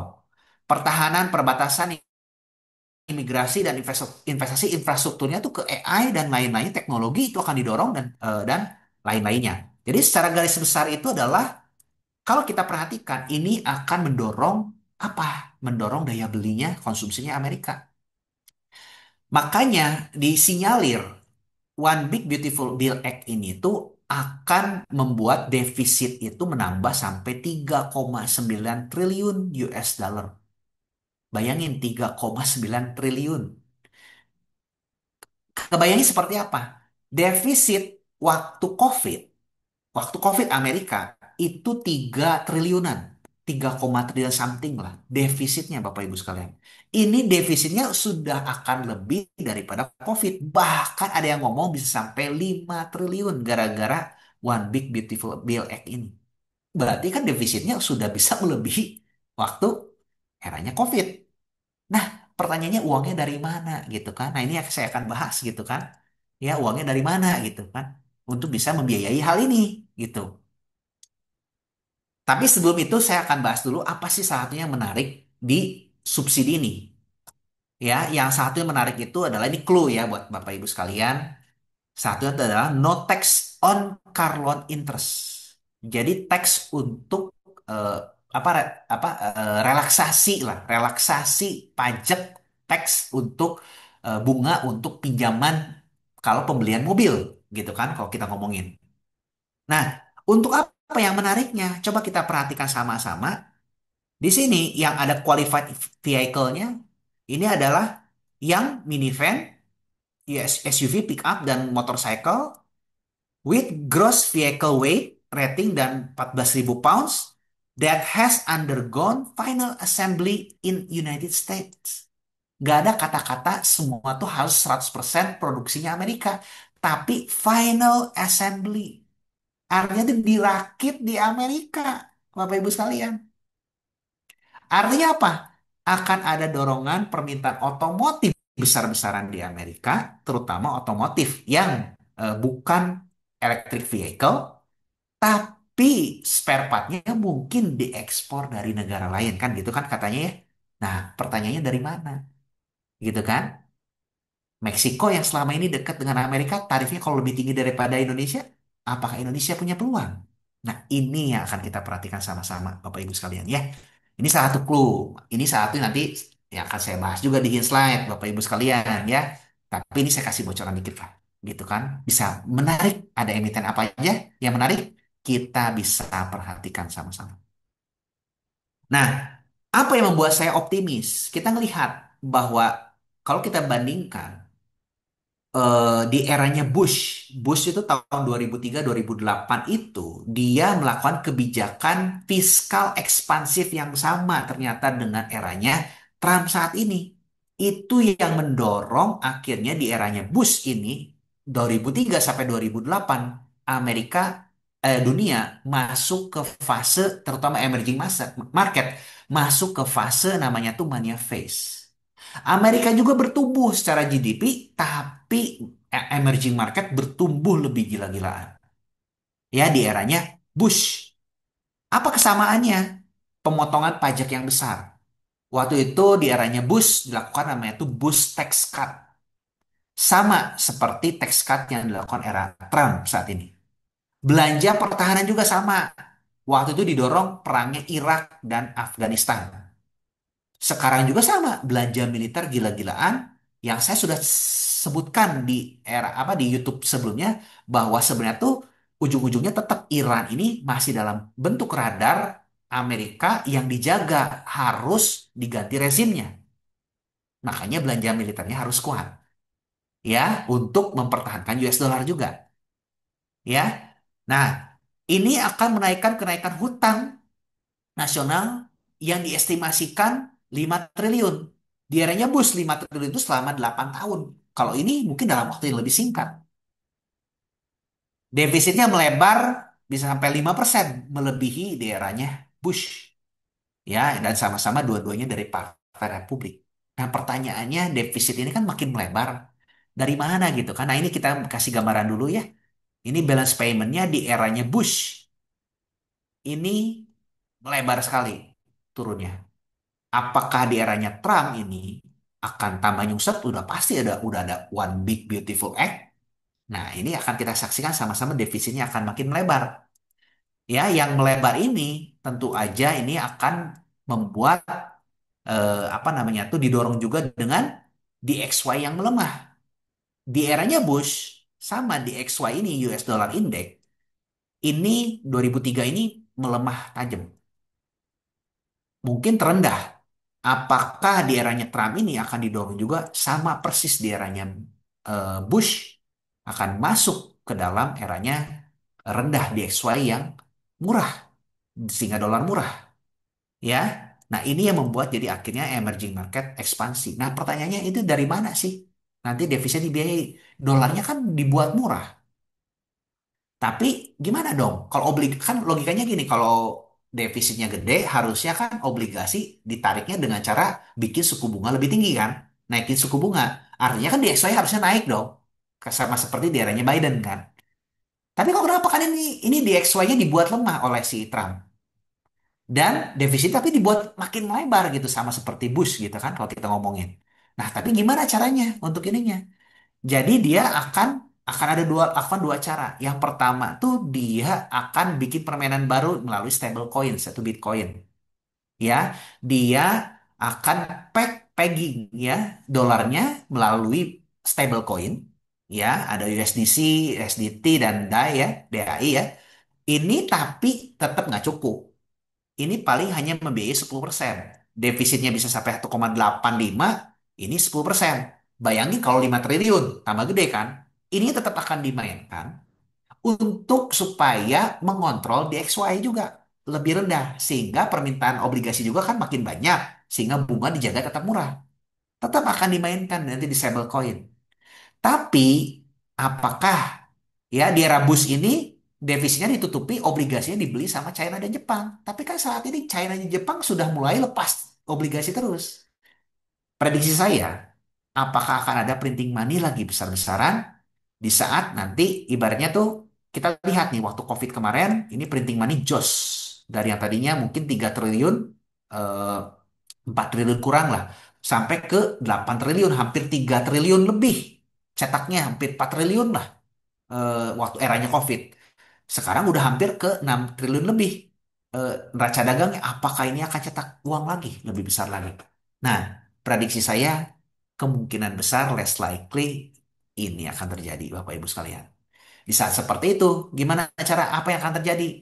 Di era tahun 97 dengan 2008, ini terjadi bullish yang gede ya, gitu kan. Nah, apakah ya ini kenaikannya berapa nih? 5 kali kan IHSG? Apakah di 2018 ini akan terjadi manifest? Ya mudah-mudahan ini masih sesuai skenario-nya dengan apa yang saya bicarakan. Biarpun ya kalau kita ngomongin kita belum all time high kan, belum masuk ke fase manianya kan, tapi ciri-cirinya sudah mulai ada. Mungkin sampai akhir tahun ini masih akan ada gejolak konsolidasi karena kan printing money-nya belum berjalan, defisitnya juga masih dinegosiasi, mungkin masih dimainkan, ya masih ada isu-isu perang tarifnya juga belum semua negara belum ada kesepakatan semua. Nah itulah yang akan terus membayangi sampai akhir tahun. Tapi justru kalau akan ada koreksi lagi, justru ini kesempatan buat kita untuk koleksi yang lebih jangka panjang kalau menurut saya. Ya, sehingga kesimpulannya kita away dari pembahasan saya apa aja. Yang pertama, globalisasi versi baru ini akan berjalan, Bapak Ibu sekalian ya. Menurut saya ya. Ini masih tanda tanya, tapi kalau menurut saya, pribadi saya sendiri, saya punya skenario ini akan berjalan. Ya, demand akan muncul dari Amerika dulu. Dengan namanya itu One Big Beautiful Bill Act ini, defisitnya akan besar sehingga akan membuat printing money kembali. Ini membuat dengan DXY juga murah kan kalau kita ngomongin. Ekonomi akan ekspansi didorong karena deregulasi di IM tadi yang saya ngomongin di Indonesia salah satunya tuh kita ngomongin dengan adanya ketentuan-ketentuan impor apa segala macam ekspor barang akan di-cut-cut dipotong-potongkan ya adanya kesepakatan perang dagang justru ini akan ekspansif kembali terutama ke IM negara emerging market transhipment berubah menjadi relokasi industri dasar ke IM dan China akan fokus ke high tech value industry dan demand dari domestik China juga akan muncul karena stimulus dan karena adanya high-tech value produk atau industri yang dia jalan, Bapak Ibu sekalian. Nah, ini yang akan terjadi ya. Terutama didorong juga dengan pertumbuhan negara-negara lain seperti India yang akan nanti ekspornya meningkat juga ke Amerika. India, mungkin beberapa negara yang lain juga gitu, Vietnam dan lainnya juga akan bertumbuh. Ya, mungkin Filipina akan bertumbuh juga ya karena adanya dealing nantinya dengan kesepakatan dengan Trump sendiri ya. Nah yang kedua justru kalau menurut saya ini apakah akan terjadi komoditas super cycle kemungkinan besarnya akan terjadi kenapa satu demand yang akan muncul dari Amerika tadi yang dan dari China belum lagi negara-negara yang lain ini akan membuat demand yang meningkat ya dan dari sisi supply akan terganggu dengan adanya perebutan antara Amerika dan China Seperti tadi kan di Indonesia nanti mungkin akan ada perebutan antara Amerika dan China. Ya kita perhatikan sama-sama, kita lihat ya gimana ya. Atau di negara-negara yang lainnya gitu kan. Amerika sudah dapat deal nih dari Indonesia. Dapat dealnya apa aja, mungkin akan ada pembagian. Konsumsi domestik akan bertumbuh dan ekspansif di Indonesia. Nah ini kita akan lihat sama-sama ya Bapak Ibu sekalian. Nah itu mungkin dari saya, mudah-mudahan bisa membantu ya, memberi pahaman ya. Oke, mungkin saya balikan ke Mas Faruk ya. Oke, baik. Thank you Pak Andre, sudah memberikan banyak insight ya terkait kebijakan tarif tadi yang di beberapa bulan kali ya, bulan terakhir tuh banyak dibicarakan dan orang mulai melihat gitu ya bagaimana dampaknya terhadap pasar modal di Indonesia. Nah, ini udah ada dua pertanyaan dari Bu Adriana. Sebelum saya masuk ke pertanyaan Bu Adriana, silakan bagi Bapak Ibu yang ingin bertanya, boleh raise hand atau diketik ya di kolom chat untuk kita tanyakan ke Pak Andre. Nah, pertanyaan pertama dari Bu Adriana, jika Indonesia impor gas dari USA, apakah harganya tidak akan lebih mahal? Karena kemungkinan harga minyak USA lebih mahal daripada minyak Singapura dan serta biaya transportasi lebih tinggi. Akibatnya kinerja importer akan tertekan. Dan yang kedua, Trump baru saja mengesahkan undang-undang kripto. Nah, ini akan mengizinkan uang pensiunan di kripto. Apakah ini akan membuat money flow dari pasar saham USA atau emerging market ke pasar kripto? Silakan Pak tanggapannya. Ada. Monggo. Oke, thank you nih Bu Adriana ya, ini atau Pak Bu ya kayaknya. Oke, ini kalau yang pertanyaan pertama tuh Indonesia impor gas dari USA atau minyak ya. Kalau kita ngomongin minyak impor dari USA, apa namanya tuh, gimana nih? Apakah lebih mahal atau enggak? Kita lihat dulu kan, Singapura kita beli minyak kan dari Singapura. Kan Singapura ini kan trader. Kalau kita ngomongin, dia bukan negara penghasil minyak. Artinya kan Singapura beli lagi juga dari negara lain kan, mau dari Timur Tengah, mau dari Amerika, mau dari mana gitu kan, kalau kita ngomongin kan, sehingga dijual ke Indonesia. Ya, kalau kita ngomongin, jadi sama-sama aja kan. Ini memotong justru mata rantai, justru belinya langsung dari Amerika gitu kan. Ya, itu yang pertama. Jadi kalau menurut saya sih kayaknya nggak akan signifikan juga. Mungkin bisa jadi lebih murah. Kenapa? Karena kan Singapura ada fee kan, dapat dapat fee gitu kan. Kalau kita ngomongin itu kan yang, loh, kenapa Indonesia sebodoh itu mau beli dari Singapura? Itu kan yang jadi skandal sekarang kan. Skandalnya di Indonesia kan, kalau kita ngomongin ternyata kan Indonesia dapat komisi dari Singapura. Kalau kita ngomong sehingga memperkaya orang-orang politik-politik di Indonesia. Nggak apa-apa harga minyak lebih mahal, tapi duitnya dikorupsi kan. Nah, mungkin hal-hal seperti itu bisa jadi nanti akan direct pass langsung ke Amerika. Justru bisa jadi lebih murah. Justru kalau menurut saya, prediksi saya bisa jadi seperti itu, Bapak Ibu sekalian. Logikanya kan kalau kita di Singapura kan bukan negara penghasil minyak, pasti kan dia juga pengen untung dong. Pasti kan ada fee margin trading dong. Nggak mungkin dong asal lewat begitu aja nggak ada untung, Singapura kan nggak masuk akal kalau menurut saya. Gitu ya. Nah, jadi otomatis kalau menurut saya justru kita akan diuntungkan. Ya, kalau menurut saya, ini prediksi saya ya. Itu yang jawabannya pertama.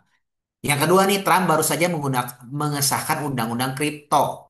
Nah, ini justru permainannya akan dibangun oleh Trump karena tujuannya tuh mau itu lewat pensiun kayak mau apa kayak, kan tujuannya kan untuk narik obligasi. Karena kita tahu sekarang kan Jepang, China terutama udah nggak mau lagi beli obligasi Amerika.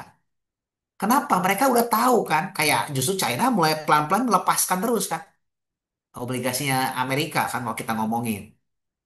Jepang juga perlahan-lahan udah mulai melepaskan. Nah, tapi nggak semasif China gitu kalau kita ngomongin.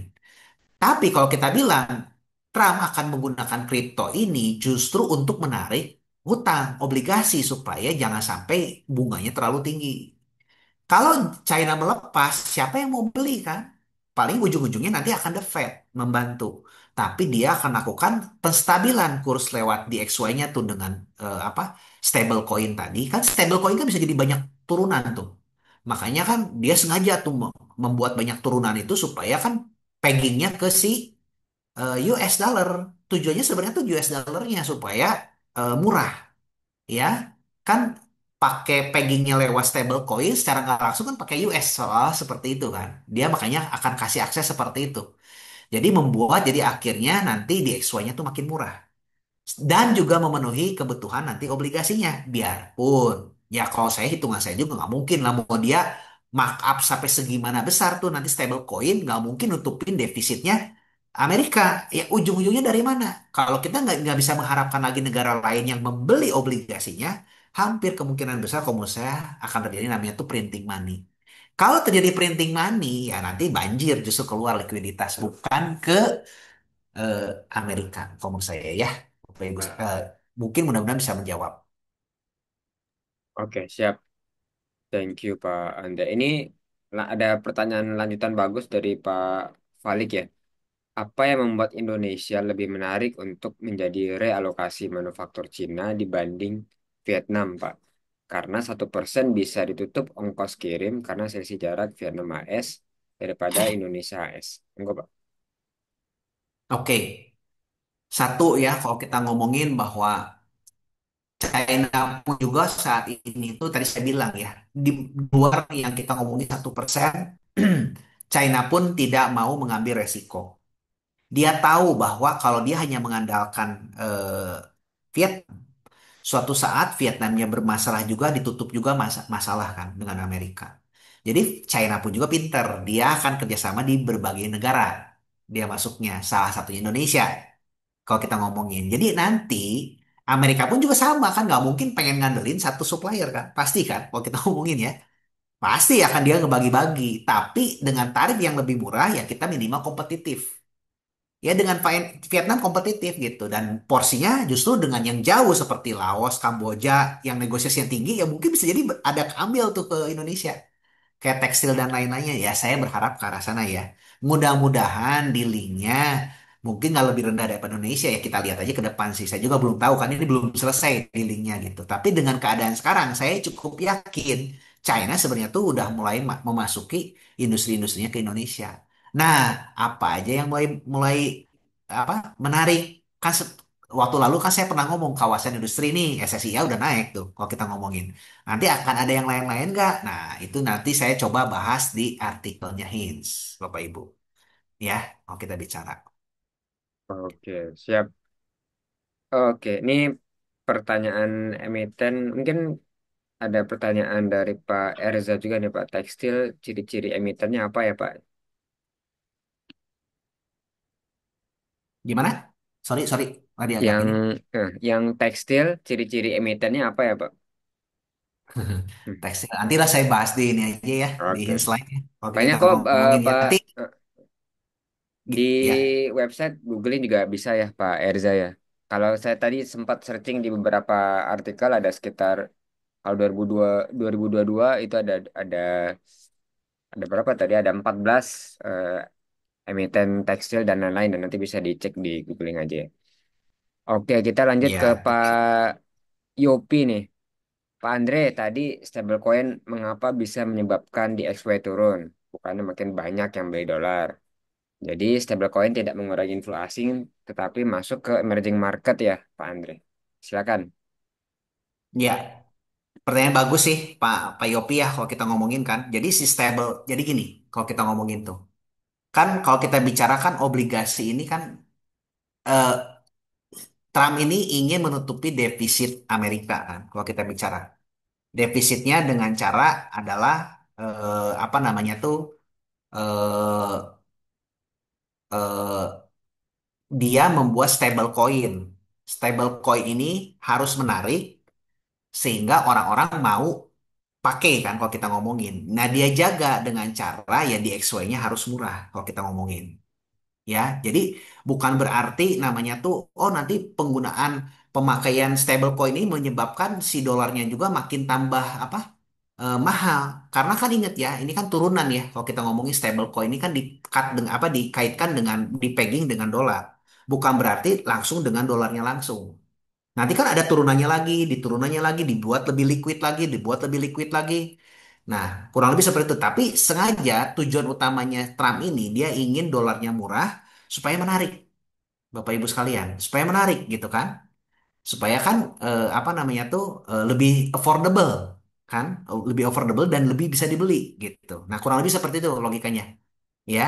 Sehingga dia punya kepentingan, saya bilang kan, ingin DXY-nya murah. Bukan berarti stablecoin menyebabkan DXY-nya turun. Sorry, tadinya mungkin ada yang salah gitu ya.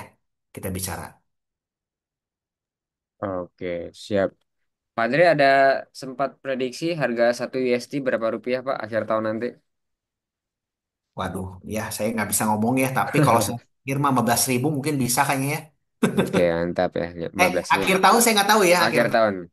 Akhir tahun saya Mantap. nggak tahu. Karena kan mungkin tahun depan lah. Tahun depan mungkin bisa nyentuh 15.000 something bisa jadi gitu.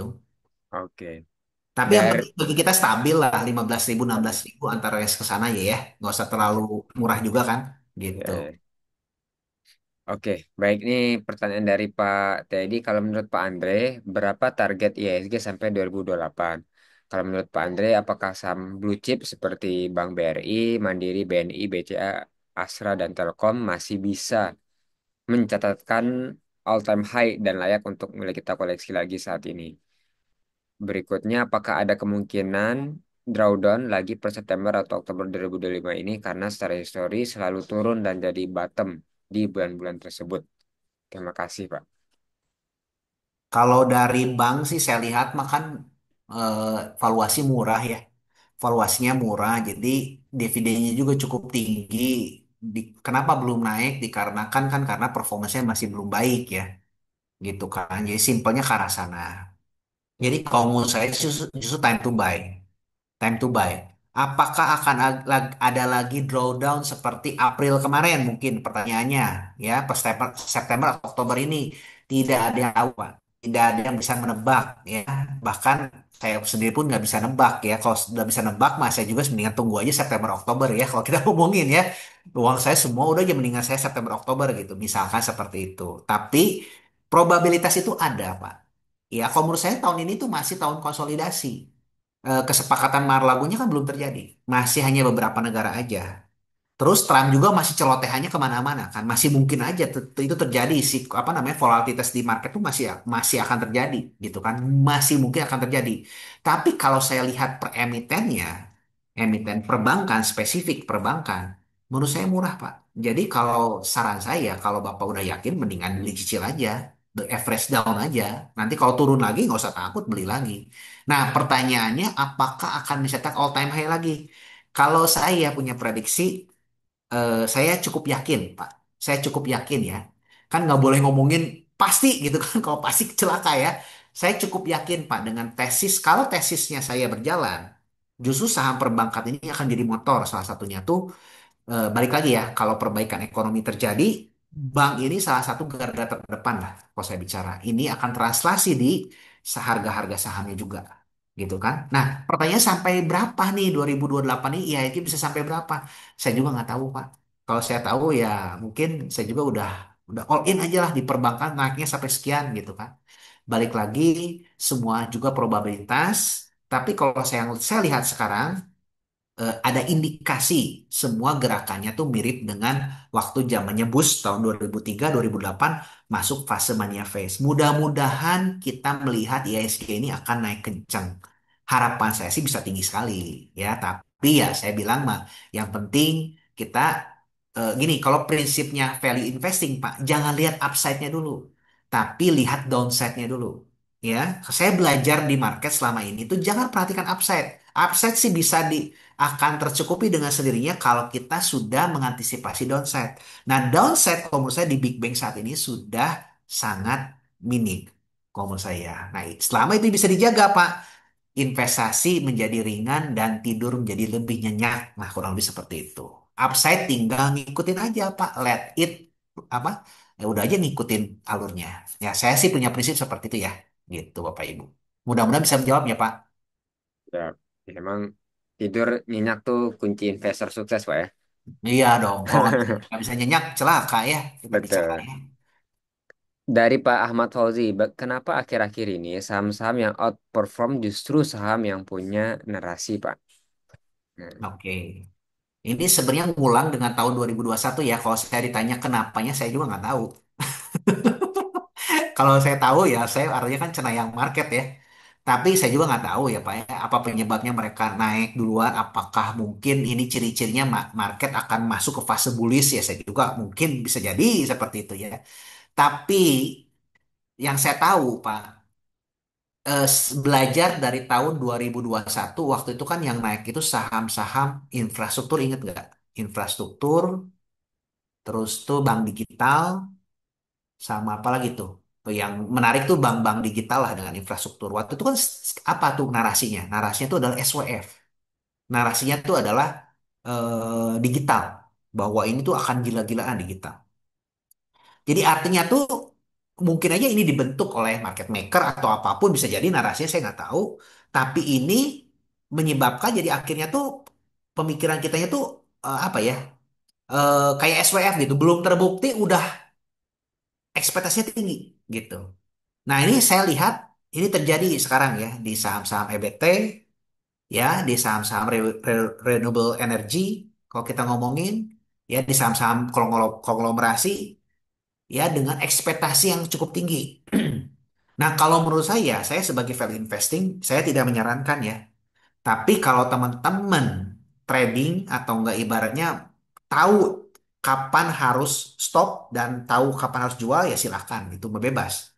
Tapi kalau mau saya punya prinsip saya harus menjaga downside-nya dulu. Saya punya investasi itu harus tidur tenang gitu.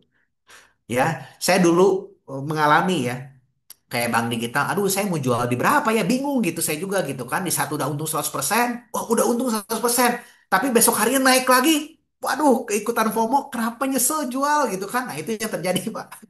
Ini pengalaman saya pribadi. Jadi akhirnya masuk lebih tinggi lagi malah jadi rugi gitu. Nah, saran saya Bapak Ibu sekalian, selalu jaga downside-nya. Ketidakrasionalan market itu selalu terjadi. Ya, contohnya di Amerika sekarang dengan bubble AI. Ya, itu akan terjadi Bapak Ibu sekalian dimanapun juga. Mungkin dengan narasi yang dibangun dengan orang tuh berpikir yang positif. Saat ini kan, kalau kita ngomongin kan, ekspektasi kan. Saham itu kan bicara ekspektasi kan. Ekspektasinya tinggi kan. Wah, dengan adanya nanti ada market flow nih. Saham-saham konglomerasi seperti Pak PP itu akan naik tambah tinggi lagi, semakin melejit lagi. Nah, orang kan udah berpikirannya liar kemana-mana ya udah nggak rasional kalau menurut saya. Tapi itu yang saya sarankan harus hati-hati. Bukan berarti nggak bisa naik ya. Cuman Bapak Ibu sekalian coba saat ini mulai kita berekspektasi lebih rasional. Kalau di saat udah untung cukup lumayan, ya udah realisasikan gitu kan. Tapi ya silakan kalau mau tahan lagi sampai pede ya silakan. Itu balik lagi permainan Bapak Ibu sekalian. Tapi kalau saya pribadi sendiri nyarankan. Seperti contohnya kemarin PEC gitu kan. PEC untung 100% ya udah realisasikan aja gitu kan. Daripada saya berharap kok kenapa nggak nunggu lagi nanti sampai naik lagi lebih tinggi lagi nanti kan sampai keluaran isu bla bla bla bla bla. Ya, itu mah nanti aja lah saya bilang. Nah, ini juga bukan hanya bicara narasi kan, momentum kan kalau kita ngomongin kan, bukan value investing lagi saya bicara gitu kan. Saya udah ngeharap lah kalau kita ngomongin. Jadi saya saya harapan saya gitu kan, coba kita berpikir lebih rasional. Contohnya saham WiFi ini, WiFi saya beli dari tahun 2024. 2024 tuh harga 400 perak ya. Saya masih ada sekarang, ada yang saya sudah realisasikan, tapi saya juga masih ada yang saya tahan sampai detik ini. Untung saya tuh sampai sekarang tuh berarti sudah hampir 600% lebih. Saat ini saya masih punya gitu kan. Waktu kemarin ada yang nanya nih, kok Andre tebus nggak saham rate-nya WiFi gitu kan? Waduh, saya jual lah WiFi rate-nya. Kenapa? Setelah hitung-hitungan saya, aduh nggak masuk, gitu kan? Hitung-hitungan saya pribadi bisa jadi saya salah gitu. Aduh nggak masuk, udah agak over value, saya mikir mah gitu kan saya masih melihat peluang di saham-saham yang lain yang ada yang lebih murah dan lebih potensi gitu kan. Ya udah mendingan saya alokasikan dana ke sana. Tapi menyesal nggak begitu kemarin naik harganya dua hampir apa arah kan kemarin kan? Kalau kita ngomongin terus terang aja, ya bagi saya juga dalam hati kecil ada penyesalan. Kenapa saya nggak tembus aja dapat arah kemarin kan? Kalau kita ngomongin ada penyesalan kan? Mungkin aja saya mau mau apa mau hantem lagi wifi-nya lebih tinggi lagi bisa jadi. Tapi saya berusaha menjaga namanya orang di market kalau nggak rasional itu seperti itu ya. Eh, jadi pokoknya saya masih tahan. Tuh yang WiFi yang awalnya saya masih tahan sampai sekarang tuh masih 600% lebih. Saya mau tahu nih sampai ke berapa. Katanya ada yang bicara sampai ke 4.000 5.000. Saya pengen tahu aja gitu kan sampai tidak rasional sampai sedemikian kah gitu kan. Tapi bagi saya itu sudah menjadi resiko yang sangat kecil Bapak Ibu. Karena saya namanya sudah bawah, downside-nya juga sudah sangat rendah gitu kan. Pokoknya juga saya udah untung berkali lipat, saya udah realisasikan kemarin gitu kan. Jadi nothing tulus gitu. Nah, tapi kalau Bapak Ibu sekalian mau belanja sekarang, saya nggak nyaranin. Begitu ada orang ngomongin, ah ya bisa lebih tinggi lagi, nanti akan ada info lagi seperti apa. Lebih baik menjaga downside. Belum jalan sekarang bukan berarti nggak akan jalan. Belum jalan sekarang, nanti suatu saat juga nanti akan jalan, Bapak Ibu sekalian. Contohnya waktu itu kan setelah bank digital infrastruktur langsung turunnya kan tajam. Setelahnya kan baru tuh jalan saham perbankan, saham consumer, saham kos, saham apa mulai pada naik kan kalau kita ngomongin. Nah, justru teman-teman harus hati-hati ya Bapak Ibu sekalian. Saya nggak tahu apakah ini terjadi karena fasenya kalau market mau bullish itu seperti ini, saya nggak tahu ya Bapak Ibu sekalian. Tapi yang saya tahu dengan kondisi ketidakrasional seperti ini harus hati-hati. Kalau mau ikutan, mangga silakan. Saya nggak ngelarang itu, mah silakan. Rugi masing-masing, untung masing-masing lah gitu ya kalau kita ngomongin. Silakan Mas Faruk, mungkin mudah-mudahan bisa ke jawab ya.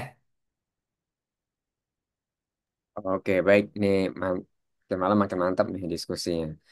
Oke, o- dari Pak Fius ada tanggapan Ko Andre bagaimana ISG sampai akhir tahun? Apakah asing bisa balik tahun ini? Ya, kalau adanya rotasi IM yang saya sebutkan dan dari printing money, bisa jadi kemungkinan besar akan balik pasti. Akan masuk masif gede-gedean gitu. Nah, kita lihat aja. Sekarang kan katanya asing kan masih keluar. Katanya ya, kita lihat. Prediksi saya sih masih akan ada gonjang-ganjing lah. Entah itu mungkin ada perang tarif di mana lagi. Entah mungkin ada hal-hal tertentu lah. Ya, saya nggak tahu ya apa yang akan terjadi. Tapi saya masih melihat ini masih konsolidasi. Ya, fasenya Amerika kan belum 100% ini kan masih dalam perjalanan lah. Kalau menurut saya itu 3/4-nya lah gitu. Mudah-mudahan akhir tahun ini semua itu akan membuka pintu rotasi ke IM ya, emerging market. Mudah-mudahan. Kita doakan sama-sama ya, tesisnya bisa berjalan ya. Bukan berarti saya pinter, tapi ya saya membantu teman-teman memberikan guidance gitu. Nah, saya sedikit kasih bocoran nih Mas Faruk sedikit juga bahwa saya lagi ada menyoroti ada beberapa emiten yang saya lihat tuh, waduh menarik banget sama seperti saya waktu ngelihat WiFi di 400 waktu lalu tuh. Saya udah ngeliat wifi ini, wah ini gila banget lah. Bakal cuannya gede, saya tuh bilang tuh ya. Terbukti kan sekarang 600% lebih ya kalau kita ngomongin ya. Nah ini saya ngelihat hal ini sekarang di emiten beberapa emiten ini. Ya saya nggak akan spill sekarang ya kalau mau nanti di slide ya. Tapi Oh, bukan mengajak ya Bapak Ibu sekalian bisa jadi saya salah, bisa jadi saya salah. Tapi ini saya ngelihat, wah luar biasa ciamiknya ini emiten ya. Gitu. oke. Ya udah, kalau gitu saya kopas. Nanti ntar lagi saya kopas link yang pembayaran Hinslet lagi ya, Pak Andre. Ya. Oke, ada view nggak Pak Andre terkait Bank Muhammadiyah? Kira-kira akan IPO atau mungkin mengakuisisi bank syariah lain mungkin, Pak? Waduh nggak ngikutin Ngikutin ya? Oke, siap. Dia sorry ya nggak ngikutin Eh, Pak. tadi yang Gitu. terkait Saya mah BTPS aja lah, saya ngikutin gitu. PTB. Yang Oke. dana asing masuk, Pak Andre, ada trigger nggak kira-kira sektor mana yang mungkin akan terdampak sehingga ya asing juga ikutan gitu. Oke, ya kalau asing akan masuk ke sektor yang menarik ya. Tapi ke Big Bang udah pastilah. Nah, ini nanti sektor-sektor yang menarik ini saya akan bahas ya pastikan di mana? Di Insight ya, gitu. Tapi kalau yang capnya kecil pasti kan asing nggak mungkin masuk ya. Tapi yang pasti kenal pasti Big Bang lah. Atau enggak yang bisa masuk ke capnya besar lah. Itu pasti asing tuh akan baik masuk ke sana sih kalau saya lihat mah. Ya. Cuman di luar itu kan kita kan mau mencari saham-saham alfa ya. Kalau saham-saham alfa kan jelas saham-saham yang sektornya menarik kan. Nah, yang sektor menarik ini apa? Nah, ini saya ngelihat ini saya kasih clue sedikit lah. Ini saham yang saya lihat ini tuh saham yang ada kemungkinan besar ini akan menjadi re-rating ke depannya. Saham ini akan re-rating dan valuasinya akan berubah total. Dan ini, aduh, saya bilang, wah, saya nggak bisa ngebayangin ini luar biasa lah, gitu ya. Tapi ya nanti saya sebenarnya di hit slide ya, Bapak Ibu sekalian. Tapi sorry ya, ini bukan saya ngepom-pom juga, tapi ini ya ingin memberikan tesis saja. Saya kan akhir-akhir ini juga saya juga lebih menjaga jangan sampai ada bocoran saham. Saya juga nggak mau ya.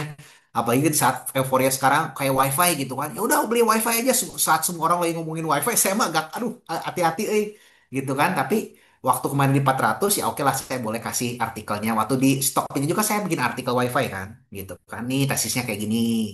BTPS tuh waktu di 900-an kan saya bikin tesisnya kan. Sekarang udah voting profit hampir 60% lebih gitu kan kalau kita ngomongin.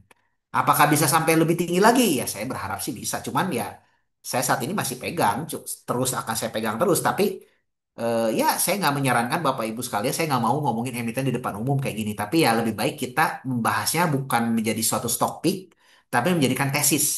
Nah nanti yang saya spill juga nanti di hint slide ini, emiten ini bukan anjuran untuk membeli ya Bapak Ibu sekalian, ya, tapi untuk tesis. Bisa jadi saya juga salah gitu Bapak Ibu. Ya, bisa jadi saya terlalu optimis gitu. Nah, nanti di artikel tadi didebatin aja. Tapi kan gini, tapi kan gini, tapi kan gini. Nah, saya lebih berharap seperti itu, Bapak Ibu. Supaya kan jadi jangan sampai kan hanya satu sisi optimisnya saya doang gitu kan di apa? Di tesisnya gitu kan. Kita bisa diskusi lah. Ya, saya juga manusia ya, Bapak Ibu saya bisa salah ya. Jadi kita bisa sama-sama diskusi lah nanti gitu. Oke, ya betul. Apalagi di Insight kan udah ada kolom komen ya, jadi bisa banget nanti di apa ya, diperdebatkan ya tesisnya Pak Andre, apakah benar atau salah. Kalau ada informasi masuk atau ada informasi tambahan bisa banget jadi tambahan nanti ya. Apakah tesisnya bisa menguat atau bahkan berbeda dari yang disampaikan Pak Andre. Nah, jadi itu ya fungsinya hint slide Bapak Ibu. Jadi silakan nanti berlangganan di hint slide ya. Hmm, terkait IHSG, nah ada kemungkinan nggak ya Pak Andre kalau ternyata kalau IHSG mencetak all time high hanya dengan mengandalkan saham konglomerasi saja dan dalam kurung dana asing masih belum masuk ke Indo. Nah, ada kemungkinan seperti itu nggak Pak Andre? Menurut Pak Andre Sorry, dari Bu yang Adriana. Ibu Adriana ya, sorry, diulangi Mm-mm. lagi Pak. Apakah, oh saya baca aja ya Pak. Apakah Apakah? mungkin IHSG mencapai all time high-nya dengan mengandalkan saham konglomerasi? Waduh, saya nggak paham itu ya, nggak bisa ngomong saya. Mungkin aja bisa jadi, ya mungkin aja gitu ya. Tapi saya nggak fokus hanya di IHSG-nya aja. Saya mencari emiten-emiten yang alfa ya. Tapi lebih baik kita jaga downside lah. Ya, kalau kita terlalu euforia, saya sarankan lebih berhati-hati. Di saat semua orang udah euforia, di saat kita yang harusnya lebih takut, Bapak Ibu. Ya, saya menjaga itu aja, mengingatkan. Tapi kalau masih yakin, ya silakan, itu mah ya. Tapi mengingatkan saja. Ya, hati-hati. Oke, ini dari pertanyaan Pak Teddy. Apakah saat ini saat yang tepat untuk masuk ke saham-saham sektor coal karena harga batu bara sudah hampir mencapai bottomnya? Menurut Pak Andre, berapa harga batu bara yang bottom untuk bisa dijadikan patokan untuk mulai masuk ke saham-saham sektor coal? Apakah 50 USD bisa jadi bottom call price? Terus saham batu bara Oke. apa yang bisa dijadikan follow up? Silakan Pak. Oke, beberapa emiten cash cost-nya sekarang untuk call udah mulai apa rugi ya mereka ya. Beberapa emiten ini clue-nya aja. Terus China saat ini juga kan udah mengurangi impornya dari Indonesia, gitu kan? Dia sudah suplainya dari domestik, gitu kan? Itu clue-nya. Nah, beberapa emiten-emiten udah apa mulai suffering tuh dari call kan, gitu kan? Nah, itu juga clue tuh, gitu kan? Artinya kan demand-nya kan merosot, supply-nya juga udah pelan-pelan udah mulai pada ada yang mulai pelan-pelan tumbang juga tuh, gitu kan. Nah, ini kita perhatikan aja nanti ke depan. Apakah ini akan jadi bottom? Ya, saya sih nggak bisa ngomongin ini aja di bottom juga ya, tidak ada yang pernah tahu ya. Tapi menurut saya sekarang menarik. Menarik. Cuman apakah time to buy? Ya, nanti saya bahasnya mending di slide lah. Siap. Oke, Pak Andre. Dari tadi hint slide terus Pak ya. Ya tuh kan kalau nanti dibukanya nanti marah tuh Pak slide-nya Pak. Saya nggak Betul. juga nantinya Pak. Oke, oke. Yang Dari udah Pak ikut Yopi. ya marah tuh gitu kan. Mhm. Dari Pak Yopi, Pak Andre. Kok Andre? Sorry ya gitu Ya. kan. Jadi biar diskusi juga sih sebenarnya ya, Hinsat ya. Ko Andre, yield obligasi 1 tahun Indo sudah turun banyak. Infonya dari obligasi jangka pendek biasanya akan mulai masuk ke pasar saham. Apakah betul, Pak Andre? Dari Pak Obligasi Yopi. 1 tahun Indo, eh, ya Sudah kalau turun banyak. lihatnya, oke. Biasanya sih, eh, kalau obligasi jangka udah mulai turun ya kalau kita ngomongin, biasanya kan nggak atraktif lagi kan kita bicara ya, nggak atraktif ya pasti biasanya sih udah mulai berlahan akan masuk ke saham, betul Pak. Kalau kita ngomongin gitu, karena kan kalau obligasinya masih tinggi, ya orang kan ngapain di saham, udah aja beli obligasi kan gitu ya, betul sih Pak, gitu. Oke. Itu ya, betul ya jawabannya Pak Yopi. Ya. Oke. Ada lagi Bapak Ibu pertanyaan? Mungkin bisa 1 sampai 2 pertanyaan lagi ya sampai menjelang jam 10. Oke. Jadi beberapa artikel nanti di Henslet. Henslet itu pada dasarnya artikel saja, Bapak Ibu. Saya coba mengulangi apa yang disampaikan Mas Aji tadi di awal ya terkait Henslet. Jadi artikel saja, beda dengan Hinge Priority yang bisa mendapatkan akses Hinge Research, Hinge Event, dan Hinge Inspira rekaman ya. Jadi kalau di Henslet hanya artikel, artikel kita sudah terbagi di berbagai macam kategori, ada company update, ada sektor update, ada tanya analis, ada quick review, ada quick update gitu ya. Jadi berbagai macam artikel bisa dilihat di sana. Kalau Insecurity dapat insight, ya betul. Nah, dari Pak Teddy, bagaimana dampak akuisisi BRIS oleh Danantara terhadap Bank Mandiri? Apakah akan bagus ke depannya untuk Bank Mandiri dan BRIS atau salah satu saja? Oke, Dampak akuisisi BRIS oleh Danantara terhadap BMRI. Apakah akan bagus ke depannya? Saat ini kan BRIS kan dinaungi di bawahnya Bank Mandiri ya, kalau kita ya. ngomongin kan. Nah, kalau diambil sama Danantara ya berarti potensial loss kan dari Bank Mandirinya ya. Bapak Ibu sekalian kan bisa ngelihat sendiri. Berarti kan apakah bagus atau jelek kan kalau beneran itu terjadi.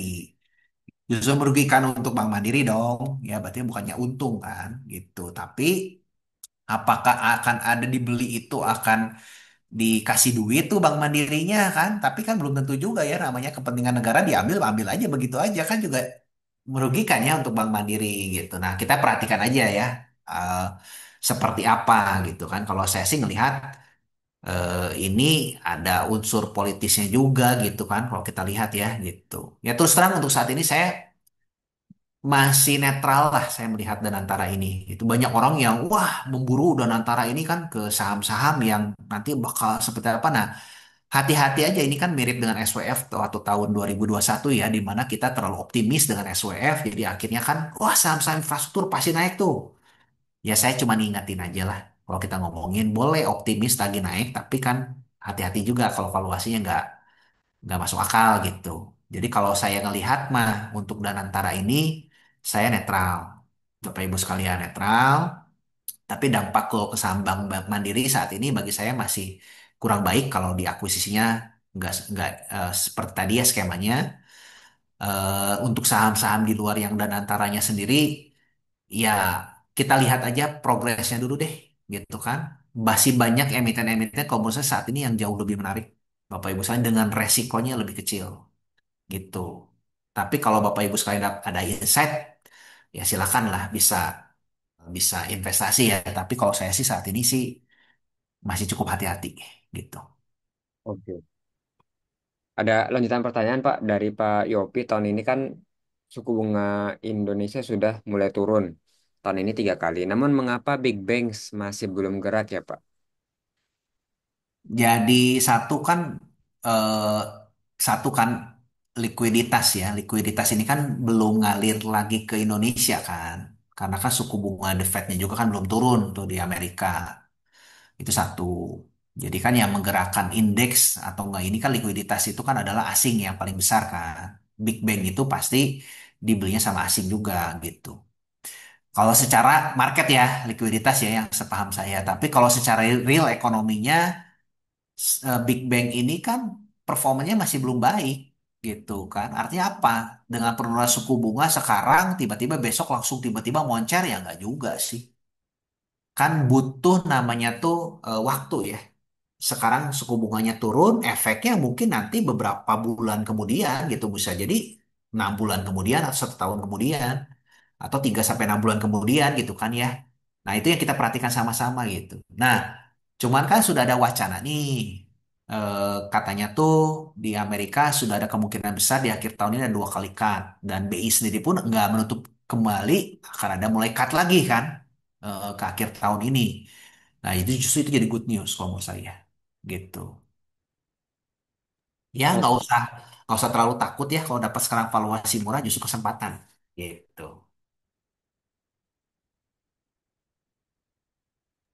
oke. Last question Pak Andre.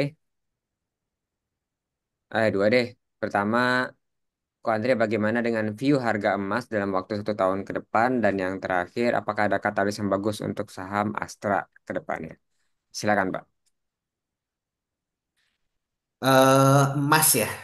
Ya, Kalau emas sendiri saya ngelihat kalau dicetak uang besar-besaran lagi, emas ini justru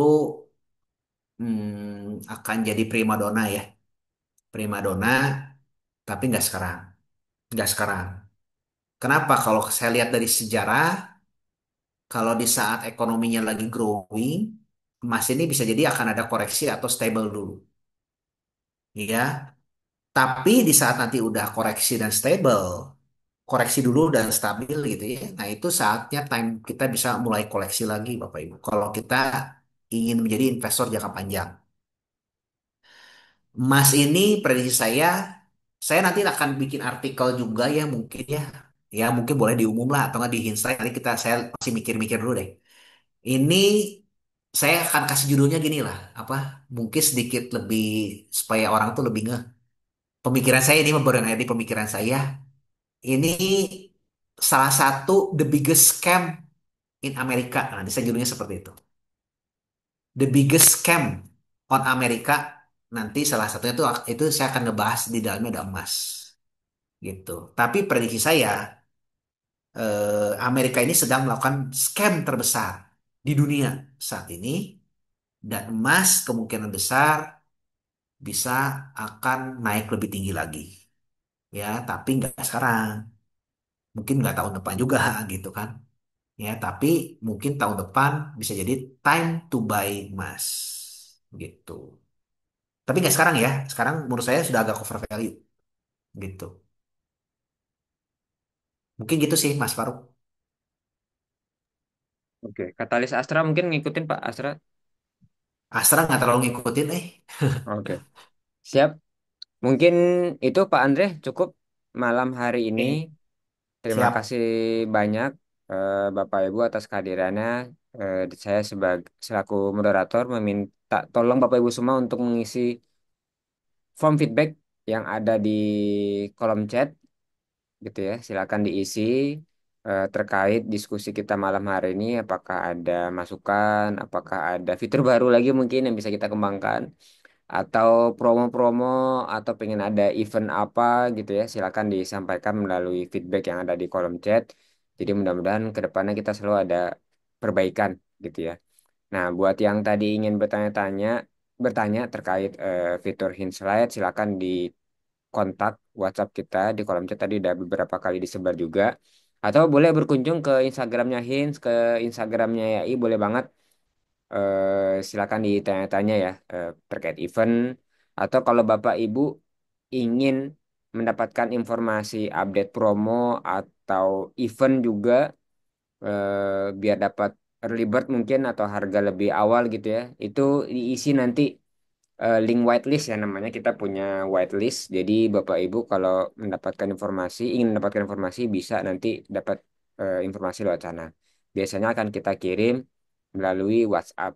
Nah, jadi channel kita bisa melalui WhatsApp, bisa melalui Instagram. Jadi silakan diupdate datanya kalau ingin mendapatkan. Mungkin segitu aja untuk sesi kita malam hari ini. Terima kasih banyak Pak Andre, Bu Vivi, ada Mas Adi juga tadi hadir di awal. Mudah-mudahan kita bisa bertemu Oh lagi ada di CVV ya. ada CV Selamat tadi malam Pak. CVV. Halo Andre, halo Mas Faruk, halo Mas Aji, halo Bapak Ibu semua. Ya, ya mungkin itu ya. Nanti mungkin kita bergilir kalau bisa pekan depan atau beberapa di waktu mendatang Pak Bu Vivi juga akan ngisi market update ya di sesi teknikal biasanya Bu Vivi. Oke, itu aja mungkin untuk malam hari ini Pak Andre sekali lagi terima kasih banyak Bapak Ibu sudah hadir. Sekali lagi saya nggak bosan-bosan untuk mengingatkan diisi feedback kita untuk perbaikan agenda kita kita ke depannya. Dari saya mohon maaf apabila salah kata. Selamat malam, semoga cuan selalu. Assalamualaikum warahmatullahi wabarakatuh. Salam cuan.